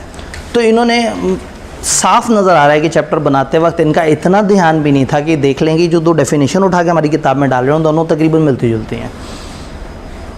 बस मकसद ये था कि इस पेपर को कह दिया जाए बिजनेस लॉज, और फिर जब बिज़नेस लॉज हो तो उसमें इतने सारे आपको बिजनेसेस बता दिए जाएँ, इतने सारे लॉ बता दिए जाएँ कि आपको ये हो कि हाँ भाई मैंने जो है ना कुछ तूफान मचा लिया है। अंधेरे का फ़ायदा उठाते हुए, ओए मैं जल्दी से अगला चैप्टर खोलने लगा था। अंधेरे का फ़ायदा उठाते हुए, या थोड़ी सी रोशनी और थोड़े से अंधेरे का फ़ायदा उठाते हुए हम अपने अगले लॉ की तरफ चलते हैं। आज हमारे 4 लॉज डिस्कस होने, जिनमें से 2 डिस्कस, जी माइक ठीक है उन्होंने जी माइक की सहूलत है आपके पास अब। तो 4 लॉज हम लोगों ने डिस्कस करने थे। एक डिस्कस किया हमने मनी लॉन्ड्रिंग, एक हमने इलेक्ट्रॉनिक फ़ंड ट्रांसफ़र एक्ट देख लिया 2007 वाला। अब हम बात करने लगे हैं कंपटीशन। कंपटीशन का लॉ चैप्टर नंबर 18 में 2 लॉ हैं, कंपटीशन का और आर्बिट्रेशन का। कंपटीशन का मज़ेदार है लेकिन इसको रटा मारते हुए तकलीफ़ होती है, इसमें मिलते जुलते पॉइंट्स हैं। और आर्बिट्रेशन समझने में बहुत अच्छा है, लैंग्वेज थोड़ी सी टेक्निकल है, लेकिन अगर समझ आ जाए तो फिर लैंग्वेज परेशान नहीं करती। ये कंपटीशन क्या होता है? कंपटीशन होता है जब मुकाबला होता है, जब बिजनेसेस का आपस में मुकाबला होता है, तो उस मुकाबले को जो कानूनी ज़बान है उसमें हम उसे कहते हैं ये कंपटीशन है। इकोनॉमिक्स की ज़बान में भी इसे कंपटीशन कहते हैं। कंपटीशन से क्या होता है? कंपटीशन से कंज्यूमर्स को बहुत सारा फ़ायदा होता है। अगर बिजनेसेस आपस में compete कर रहे हैं तो सारा फ़ायदा सार्फिन को होता है। जैसे इस टाइम पे आप लोग नर्सरी क्लास के पैसों में CA की क्लास पढ़ रहे होते हैं, सॉरी नर्सरी क्लास से थोड़े से कम पैसों में, ठीक है। मैं LGS की प्ले ग्रुप की फ़ीस पता की थी 1.5 साल पहले, 37,000 थी 1 महीने की, सेशन की नहीं, ठीक है। मैं भी आपको शुएफात को तो बता ही नहीं रहा जो $800 ले रहा है, $800 पर मंथ, तकरीबन 2.5 लाख रुपया सिक्का राइजुल वक्त। तो ऐसा क्या है, आपको इतने सस्ते में क्यों मिल रहा है? कंपटीशन है। कुछ बड़ा strong competition Aahista Aahista develop होता चला गया, जिसमें ज़्यादातर लोग कोशिश कर रहे हैं कि अच्छे से अच्छी सर्विस आपको दी जाए और कम से कम पैसे लिए जाएं। तो उसमें इस कंपटीशन की वजह से क्या होता है कि सबसे ज़्यादा बेनिफिट होता है सारिफ को, सारिफ कहते हैं कंज्यूमर को। तो अगर कंपटीशन ना हो तो फिर बहुत ज़्यादा एक्सप्लॉयटेटिव प्राइसेस होती हैं। जैसे मैं अक्सर जिक्र करता हूँ कि सन 2000 में मोबाइलिंग, उस वक्त ज़्यादा सिमें नहीं होती थी, उस वक्त ज़्यादा मोबाइल कंपनियाँ नहीं आई थी, ज़्यादा सेलुलर नेटवर्क्स नहीं थे पाकिस्तान में, एक मेन था और पाकटेल अपने तौर पे थोड़ा सा कोशिश कर रहा था। तो मोबाइलिंग की सिम 6,000 रुपये की होती थी, 3,000 गवर्नमेंट का टैक्स होता था और उसमें पैसे नहीं मिलते थे। 6,000 में तो सिर्फ सिम मिलती थी। फिर 600 का कार्ड होता था। उस वक्त मुझे याद है कि 300 का कार्ड आया तो लोग पागल हो गए कि अरे 300 रुपये, इतनी छोटी रकम भी हम ऐड कर सकते हैं, वरना कम से कम 600 रुपये का कार्ड होता था बैक इन 2000, 23 साल पहले। तो 23 साल पहले आप कम से कम अपने मोबाइल में जो लोड कर सकते थे वो 600 रुपये होता था। 23 साल पहले का 600 रुपये का मतलब है आज का 10,000। शायद मैं लोअर साइड पे हूँ, हायर साइड पे नहीं हूँ। तो इतना ज़्यादा मसला था। फिर कॉल करें तो मसला, कॉल सुने तो भी मसला। अगर सिंध से पंजाब अगर कॉल आती थी तो कॉल सुनने वाले को 100 रुपये पर मिनट देने 32 रुपये पर मिनट देने पड़ते थे कॉल सुनने वाले को। करने वाला तो मर जाता था ना, वो तो कॉल करते साथ ही ICU में उसे ले जाते थे, क्योंकि वो तो कॉल ख़त्म और उसका 600 का कार्ड ख़त्म, मतलब वो 2-3 मिनट की बात होती थी सारी। तो इतना ज़्यादा मारामारी चल रही थी। फिर क्या हुआ, टेलीनॉर आए, वारेद आए, फिर यूफोन, फिर इन सब ने जो है चीज़ों को इम्प्रूव किया, कंपटीशन, खंबे लगाए, इंटरनेट, फलाना। अब 150 रुपये में सिम मिलती है, फ्री में सिम मिलती है, सिम में 150 रुपये बैलेंस होता है, 1 रुपये में पूरे दिन के लिए इंटरनेट का पैकेज मिल जाता है, 2 रुपये में शायद पूरे दिन कॉलिंग कर सकते हैं, और पता नहीं क्या क्या पैकेजेस हैं। क्यों हुआ? कंपटीशन है। जब कंपटीशन होता है तो सारे एंजॉय करते हैं, और जो सेलर्स हैं वो परेशान होते हैं, क्योंकि उनको ज़्यादा खर्चा करके और वैल्यू देनी होती है, जबकि वो उतना अर्न नहीं कर रहे होते हैं। तो कंपटीशन किसी भी मुल्क में अगर ख़राब हो जाए ना, तो उस मुल्क के लोग बड़ी बुरी तरह से मुतासर होते हैं। तो हर मुल्क में कंपटीशन कमीशन हुआ करता था, और पाकिस्तान हमेशा बड़े एहसास कमतरी में होता था, क्योंकि हमारे यहाँ एक इदारा होता था, उसका नाम होता था मोनोपोली कंट्रोल अथॉरिटी, MCA। तो अक्सर सोचते थे कि दुनिया में कंपटीशन कमीशन है और हमारे यहाँ मोनोपोली कंट्रोल अथॉरिटी है। तो एक दिन उन्होंने फैसला किया, एक नया लॉ लेके आए, और उस मोनोपोली कंट्रोल अथॉरिटी का नाम बदल के कर दिया कंपटीशन कमीशन ऑफ पाकिस्तान। तो ये लॉ एक कंपटीशन कमीशन ऑफ पाकिस्तान को वजूद देता है, CCP। जो CCP का मकसद है कि पाकिस्तान में हर लेवल पे कंपटीशन को प्रमोट करे, हर लेवल, मतलब गवर्नमेंट के इदारे भी किसी का इस्तेसाल ना करें, प्राइवेट सेक्टर भी इस्तेसाल ना करे, पब्लिक सेक्टर भी इस्तेसाल ना करे, बिजनेसेस आपस में मिल के अच्छे तरीके से चलें, एक दूसरे को तंग ना करें, और ऐसे तरीके से चलें कि लोगों को ज़्यादा से ज़्यादा बेनिफिट मिले। तो इसको हम कहते हैं कंपटीशन। तो कंपटीशन कमीशन ऑफ पाकिस्तान की जब हम बात करते हैं, तो इसका ऑब्जेक्टिव है कि वो इंश्योर करे फ्री कंपटीशन तमाम spheres of commercial economic activity, ताकि एफिशिएंसी इकोनॉमिक आ सके, और कंज्यूमर्स को एंटी कंपेटिटिव बिहेवियर, वो बिहेवियर जिस तरह का मैंने कहा ना कि मोबलिंग जब अकेला था तो उसने कहा मैं जो मर्जी करूँ, मुझे किसने कुछ कहना है, तो ये ऐसे बिहेवियर एंटी कंपेटिटिव कहते हैं। तो एंटी कंपेटिटिव बिहेवियर से बचाए और इस्टेब्लिश करे एक इदारा जिसका नाम हो CCP। ये इदारा इंडिपेंडेंट बॉडी है, कौसाई रेगुलेटरी, कौसाई जो खुद ब खुद हो जाते थे, याद है? तो कौसाई रेगुलेटरी ये अपने रूल्स खुद बनाते हैं, कौसाई जुडिशियल ये अपने केसेस को खुद डील करते हैं, यानी ये अपने जज भी खुद ही हैं, ये अपने कानूनदान भी खुद ही हैं। एक ऐसा इदारा है जो खुद ही कानून बनाता है, खुद ही उसको इंटरप्रेट करता है। जैसे ICAP अपने कवानीन बनाता है, एक इंडिपेंडेंट इदारा है, अपने कवानीन खुद बनाता है, खुद ही उनको देखता है, और खुद ही उन कवानीन के तहत लोगों को सजाएँ भी सुना देता है। तो ऐसा इदारा जो इंडिपेंडेंट है, और ये इस लेवल का इंडिपेंडेंट इदारा है कि ये गवर्नमेंट के इदारों को भी चैलेंज कर सकता है। ICAP को भी इसने 1-2 दफ़ा कहा कि भाई आप ये गलत कर रहे हैं, आप ये गलत कर रहे हैं, ICAP को फाइन डाल दिया। यानी इस लेवल का इदारा है कि ये किसी गवर्नमेंट के इदारे को भी जो इसके सेम लेवल पे भी हो, उसको भी फाइन डाल सकता है कि जी आप कुछ गलत कर रहे हैं। अब अच्छा भला कंपटीशन कमीशन ऑफ पाकिस्तान और इससे रिलेटेड काफ़ी सारी बातें हो सकती थी, लेकिन किताब को बहुत सारी फालतू बातें करनी है, उन्होंने अपने सफ़े पूरे करने थे, ऐਵੇਂ बैठे बैठे डेफिनेशन देनी शुरू कर दी गुड्स। मतलब कौन से बच्चों को हम क्या पढ़ा रहे हैं, लेकिन किताब में लिखा हुआ है गुड्स मतलब कोई भी शय, raw material, product, by product जो पैसों के तहत बेची जाती है। रिटेलर किसे कहते हैं? परचून वाले को। होलसेलर किसे कहते हैं? जो बल्क में। तो होलसेलर वो जो बल्क में खरीदता है मैन्युफैक्चरर से, और आगे रिटेलर्स दुकानदारों को देता है, यानी वो खरीदता है नॉट फॉर वो खरीदता है फॉर रीसेल पर्पस, वो रीसेल करेगा आगे वाले बिजनेस को जो आगे बेचेंगे, लेकिन रिटेलर खरीदता है इसलिए कि वो कंज्यूमर्स को दे। तो जो दुकानदार कंज्यूमर को चीज़ बेच रहा है वो रिटेलर है, और जो एक बिजनेस दूसरे बिजनेस को चीज़ बेच रहा है वो होलसेलर है। तो अ पर्सन जो परचेज करता है गुड्स और सेल करता है दूसरों को फॉर रीसेल, और रिटेलर उसे कहेंगे जो दूसरों को बेचता है अदर देन फॉर रीसेल, उनको कंजम्पशन के लिए बेचता है। फिर रेलेवेंट मार्केट किसे कहेंगे? यानी हम कहते हैं ना हर मार्केट में कंपटीशन होना चाहिए। तो उन्होंने कहा मार्केट 2 तरह की होती है, प्रोडक्ट मार्केट और जोग्राफिक मार्केट। गंदी सी डेफिनेशन है, वक्त कम है तो आप एक दफ़ा ऐसे रटा मार लीजिएगा। प्रोडक्ट मार्केट का मतलब है कि आप मार्केट को समटाइम प्रोडक्ट्स के हिसाब से डिफाइन करते हैं। जैसे आप कहते हैं कि ये प्रोजेक्टर्स की मार्केट, LEDs की मार्केट, गीज़र की मार्केट, TV की मार्केट, कुर्सियों की मार्केट, फर्नीचर की मार्केट, इलेक्ट्रॉनिक्स की मार्केट, कंप्यूटर्स की मार्केट। मतलब आप प्रोडक्ट के हिसाब से समटाइम मार्केट को कहते हैं, समटाइम आप मार्केट को जगह के हिसाब से कहते हैं। आप कहते हैं गुलबर्ग की मार्केट, गार्डन टाउन की मार्केट, पाकिस्तान की मार्केट, मिडल ईस्ट की मार्केट, यूरोप की मार्केट। तो जब आप लोकेशन के हिसाब से चीज़ों को कहें तो वो जोग्राफिकल मार्केट कहलाएगी, और जब एक प्रोडक्ट के हिसाब से कहेंगे तो प्रोडक्ट मार्केट कहेंगे वो मार्केट जिसमें मिलती जुलती प्रोडक्ट्स मिलती जुलती प्राइसेस पे और मिलते जुलते फीचर्स के साथ बिक रही हैं। जोग्राफिक मार्केट कहेंगे उस जोग्राफिकल एरिया को, वो जो एक फिजिकल एरिया जो दूसरे एरिया से डिफरेंट है, हर एरिया का अपना अपना ट्रेंड है। अब हो सकता है गार्डन टाउन और मॉडल टाउन में प्राइसें मिलती जुलती हों, चीज़ें मिलती जुलती हों, तो हम इन दोनों को मिला के एक बड़ी मार्केट काउंट करेंगे। हम कहेंगे जी मॉडल टाउन या गार्डन टाउन तकरीबन एक ही बात है, तो ये एक बड़ी जोग्राफिक मार्केट बन जाएगी। लेकिन हो सकता है कि बरकत मार्केट में और उसके बिल्कुल साथ एक और मार्केट हो, उन दोनों में प्राइसेस का फ़र्क हो, तो मैं उन दो को 2 अलग अलग जोग्राफिकल मार्केट कहूँगा। तो जोग्राफिकल मार्केट को किसी मेजरमेंट से नहीं करते कि इतने किलोमीटर पे नई जोग्राफिकल मार्केट आ जाती है। जहां रूल्स चेंज हो जाते हैं, जहां प्राइसेस चेंज हो जाती हैं, तौर तरीके चेंज हो जाते हैं, वो मार्केट डिफरेंट हो जाती है। डिफेंस में एंटर होने से आधा किलोमीटर पीछे की मार्केट और आधा किलोमीटर के बाद की मार्केट में ज़मीन आसमान का रेटों का फ़र्क होता है। तो हम उन दोनों को जोग्राफिकली अलग अलग मार्केट कह सकते हैं कि हाँ भाई ये वॉल्टन की मार्केट है और ये DHA की मार्केट है।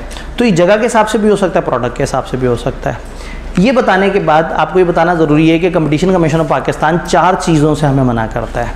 वो कहता है कोई अपनी डोमिनेंट पोजीशन को मिसयूज़ नहीं करेगा, वो कुछ हमें एग्रीमेंट करने से रोकता है, डिसेप्टिव मार्केटिंग करने से रोकता है, और ऐसे मर्जर्स जिससे कंपटीशन ख़त्म हो जाए, कम हो जाए, वो करने से रोकता है। हमारे सिलेबस में इन्होंने मर्जर के ऊपर बात नहीं किया। वही वाली बात है कि भाई आपके पास जगह भी थी, टाइम भी था, तो रादर देन कि आप ये फालतू सी डेफिनेशन उठा के डालते, आप मर्जर पे थोड़ी सी बात कर देते, लेकिन जो किताब को ठीक लगा उन्होंने उस हिसाब से कर लिया।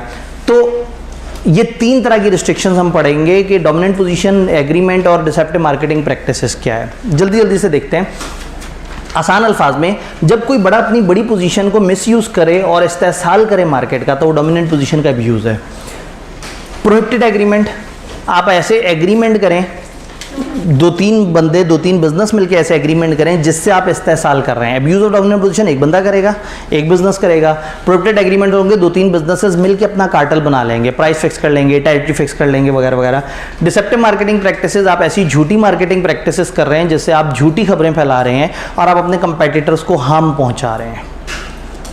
मर्जर्स लेसनिंग कंपटीशन, वो मर्जर्स जिससे कंपटीशन कम हो। चूँकि हमारी किताब ने जिक्र नहीं किया तो इसके ऊपर हम बात नहीं करते। जल्दी से उन 3 के एग्जांपल्स देखते हैं ताकि हम चौथे लॉ में भी जल्दी से एंटर हो सकें। Abuse of dominant position, abuse of dominant position में ऐसी प्रैक्टिसेस हैं जो प्रिवेंट, रिस्ट्रिक्ट, रिड्यूस करते हैं या डिस्टॉर्ट करते हैं मार्केट में कंपटीशन।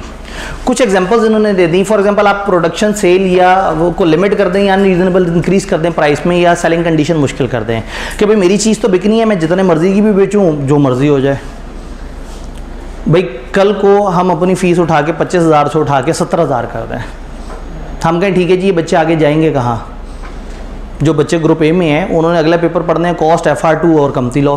तो हो सकता है कि आजकल में जो है आपको पता लग जाए कि तीनों की बेस्ट फैकल्टी हमारे पास है, ठीक है। अब इस चीज़ का फ़ायदा उठा के हम कहें हम तो लेंगे 17,000 रुपये, तो वो गलत होगा। हम अपनी बड़ी पावरफुल पोजीशन को मिसयूज़ कर रहे होंगे। तो अगर आप प्रोडक्शन सेल अनरीजनेबल इंक्रीज कर दें प्राइसेस में या अनफेयर चीज़ें कर दें तो ये गलत है। डिफरेंट कस्टमर से डिफरेंट प्राइसेस चार्ज करें। ये वाले भाई से कहें कि जी आपको 40,000 में हम जो है वो कोर्स बेचेंगे, और ये वाले भाई से कहें ठीक है जी आप 50,000 में ले जाएँ, तो कहेंगे मेरा क्या कसूर? मैं कहूँगा जी आपने क्लास में सवाल क्यों पूछा था, आपसे अब 40,000। कहेंगे सर क्लास के उस सवाल का मेरे इस एडमिशन से क्या ताल्लुक? मैं कहूँगा नहीं मुझे आप पसंद ही नहीं है। तो ये गलत है, मैं डिस्क्रिमिनेट कर रहा हूँ, मैं कोई अच्छी जस्टिफिकेशन नहीं दे रहा इस चीज़ की। हाँ, अगर मैं कहूँ कि भाई वो भाई को मैंने इसलिए डिस्काउंट दिया कि उनने यकमुश्त पैसे जमा कराए थे, आप 2 साल की इंस्टॉलमेंट्स करवा रहे हैं, तो इसलिए आप ज़्यादा पैसे दें वो कम पैसे दें, आपको कुछ जस्टिफिकेशन नज़र आती है। जस्टिफिकेशन के साथ प्राइस डिस्क्रिमिनेशन अलाउड है, लेकिन विदाउट जस्टिफिकेशन। फॉर एग्जांपल, ये भाई कहें सर आप मुझे 50,000 का कोर्स बेच रहे हैं, वो भाई को 17,000 में बेच दिया, तो मैं कहूँगा उन्होंने खाली ऑनलाइन लिया था, आपने पूरा पैकेज लिया, ऑनलाइन भी हो, फिजिकल भी हो, क्लास में भी आ जाओ, इस तरह से करके, तो एक जस्टिफिकेशन है। लेकिन अगर दोनों एक ही तरह की चीज़ ले रहे हो, सिमिलर कंडीशन हो, और हम दोनों के साथ अलग अलग ट्रीटमेंट कर रहे हो, तो इसे हम कहेंगे कि हमने अपनी पोजीशन को मिसयूज़ किया है। इसी तरह से अगर आप अपनी पोजीशन को मिसयूज़ करते हुए मुख्तलिफ तरह की टेक्निकल डेवलपमेंट्स पर रुकावट डाल दें, आप सप्लाई शॉर्ट कर दें, आप कहते हैं कि बस अब सीटें मिलनी ही नहीं है, अब जो है वो अब आप तबाह हो जाओ, आप बर्बाद हो जाओ, हमने आपको एडमिशन देना, हम एडमिशन स्टार्ट करें और कहें कि सॉरी अब हमारी सीटें बंद है। अब बजाय इसकी कि आप बेचारे एनर्जी इस्तेमाल करें कि डिस्काउंट मिल जाए सर, अगर थोड़ा सा वो हो जाए, इस तरह से आपकी सारी एनर्जी कहाँ लग जाएगी? सर सीट दे दें, कोई बात नहीं, पैसों की तो बात की बात है। तो कहेंगे यार पैसे तो कहाँ की बात है, जगह ही नहीं है कमरे में। सर अच्छा मैं अपनी कुर्सी खुद ले आऊँगा, ठीक है। उन्होंने कहा भाई क्लास में रखने की जगह नहीं है सर, मैं खिड़की से झांक के पढ़ लूँगा। अच्छा यार देखते हैं, हो सकता है कोई आध बच्चा ड्रॉप हो, एहतियातन तुम अभी पूरे पैसे जमा करा दो, देखते हैं। तो ये गलत होगा कि अगर आप इस तरह से लोगों को बगैर जस्टिफिकेशन के को अनरीजनेबल चीज़ें कहें, अनरीजनेबल तरीके बताएं, इसी तरह से आप चीज़ों को लिंक कर दें, ठीक है जी। फॉर एग्जांपल आप लोग कहेंगे जी हमने कमती लॉ में एडमिशन लेना है, जी आब्दी साहब के पास कमती लॉ में एडमिशन लेना है, आपने कहा जी कमती लॉ में एडमिशन उसी को मिलेगा जो कॉस्ट भी हमसे पड़ेगा। आप कहेंगे ये क्या बात हुई, ये तो बदतमीज़ी है। भाई मैं तो सिर्फ कमती लॉ पढ़ने आ रहा हूँ, तो मतलब तो हम कहें नहीं, कमती लॉ का एडमिशन मिलता ही उसे है जो कम से कम 2 पेपर या 3 पेपर हमसे पढ़ता है, तो ये मैं अपनी पोजीशन को मिसयूज़ कर रहा हूँगा, ये गलत बात हो जाएगी। जी क्या कर सकते हैं? कंप्लेन कर सकते हैं, कंपटीशन कमीशन ऑफ पाकिस्तान को कर सकते हैं कंप्लेन, अगर वो इसको मार्केट डिफाइन करें। ये जिसको मार्केट डिफाइन करते हैं ये वहाँ पे ये बात कर सकते हैं। अब अगेन कंप्लेन तब कर सकते हैं जब ये साबित हो कि किसी इदारे ने डोमिनेंट पोजीशन को मिसयूज़ किया। अगर इदारा ही डोमिनेंट ना हो और आप खामखा एक्सप्लॉइट हो रहे हो, तो ये कसूर तो उस कंज्यूमर का है जिसने रिसर्च ही नहीं की। पता नहीं मैं इतनी गहरी बातें कर जाता हूँ ना कभी कभी, मैं अपने ऊपर ना रश्क आ जाता है। ठीक है, अगर एक ही इदारा हो, उसी के पास मेन चीज़ हो, वही सबसे पावर में हो और वो मिसयूज़ करे अपनी उस पावर को, तो फिर हम कहेंगे कि अब्यूज़ ऑफ डोमिनेंट पोजीशन हुई है।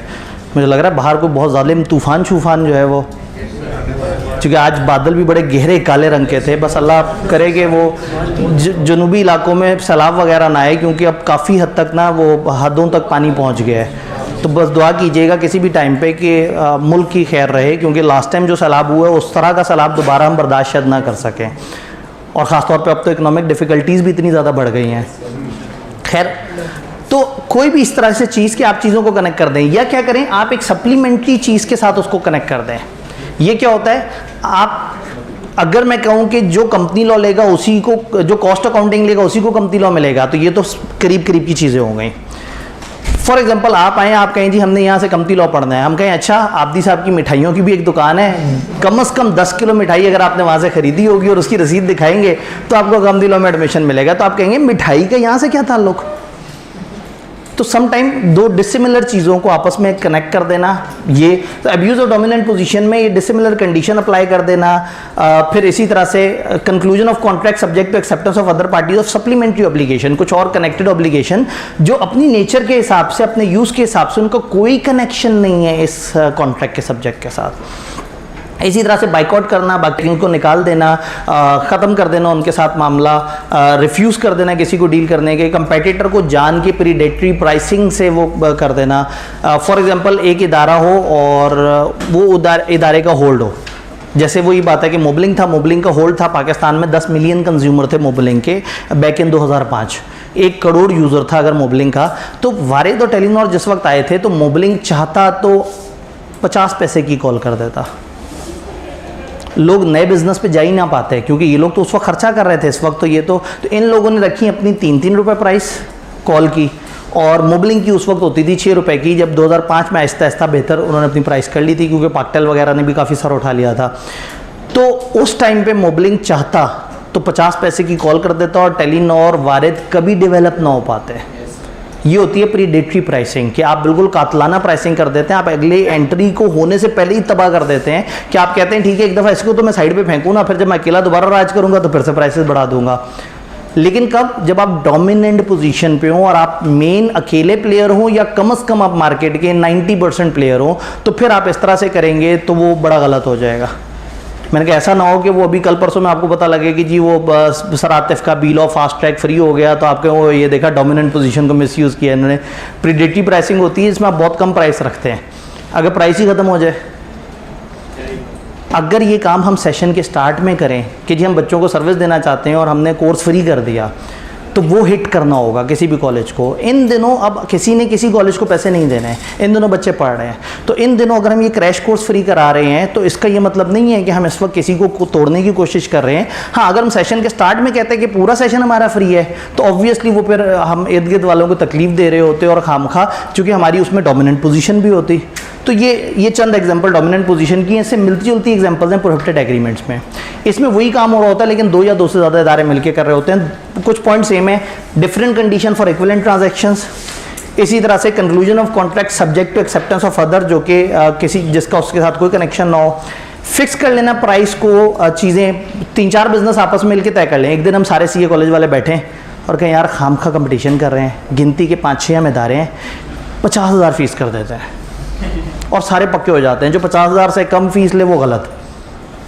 एक दफ़ा इस पर पक्के हो जाएं ताकि सबको ही इकोनॉमिक डिफ़िकल्टी ना हो और सबके सब चलना शुरू हो जाए। तो अगर कॉलेजेस मिलकर इस तरह से कार्टेल बना के प्राइस फिक्स कर लेंगे तो फिर कंज्यूमर आउट हो जाएगा, कंज्यूमर जिधर भी जाएगा वो बेचारे को वो महंगी प्राइस ही मिल रही होगी।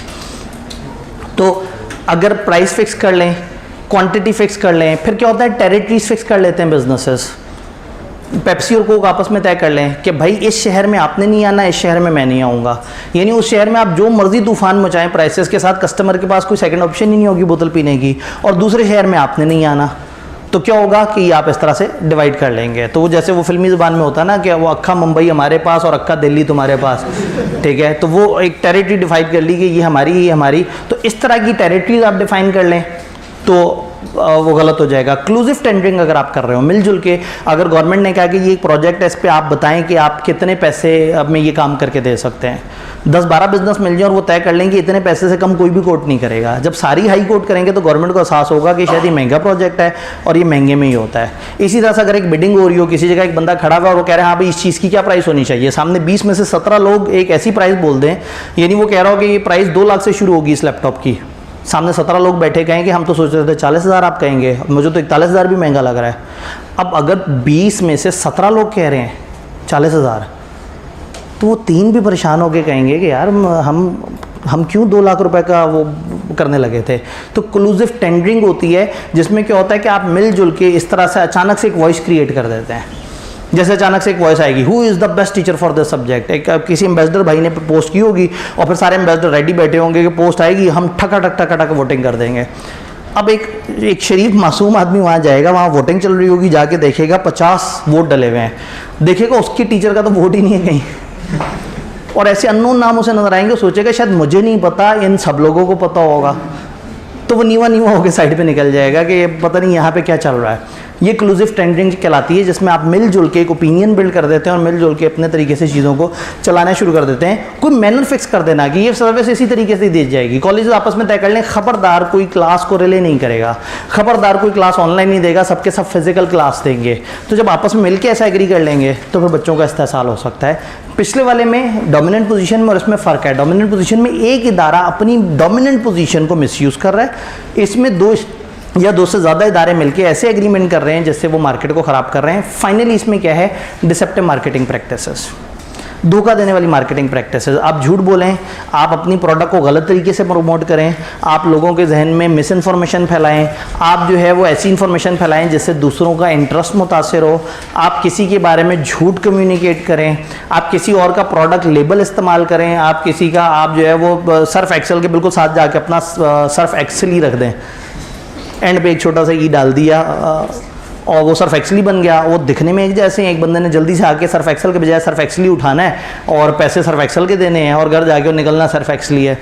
तो अगर आपने मिलता जुलता नाम इस्तेमाल किया, मिलता जुलता मोनोग्राम इस्तेमाल किया, मिलते जुलते तरीके से आपने अगर धोखा देने की कोशिश की, तो हर वो हरकत जिससे आप मिस इन्फॉर्मेशन क्रिएट कर रहे हैं, फॉल्स इन्फॉर्मेशन क्रिएट कर रहे हैं, झूठ बोल रहे हैं, बेईमानी कर रहे हैं, ये कहलाएगी डिसेप्टिव मार्केटिंग प्रैक्टिसेस।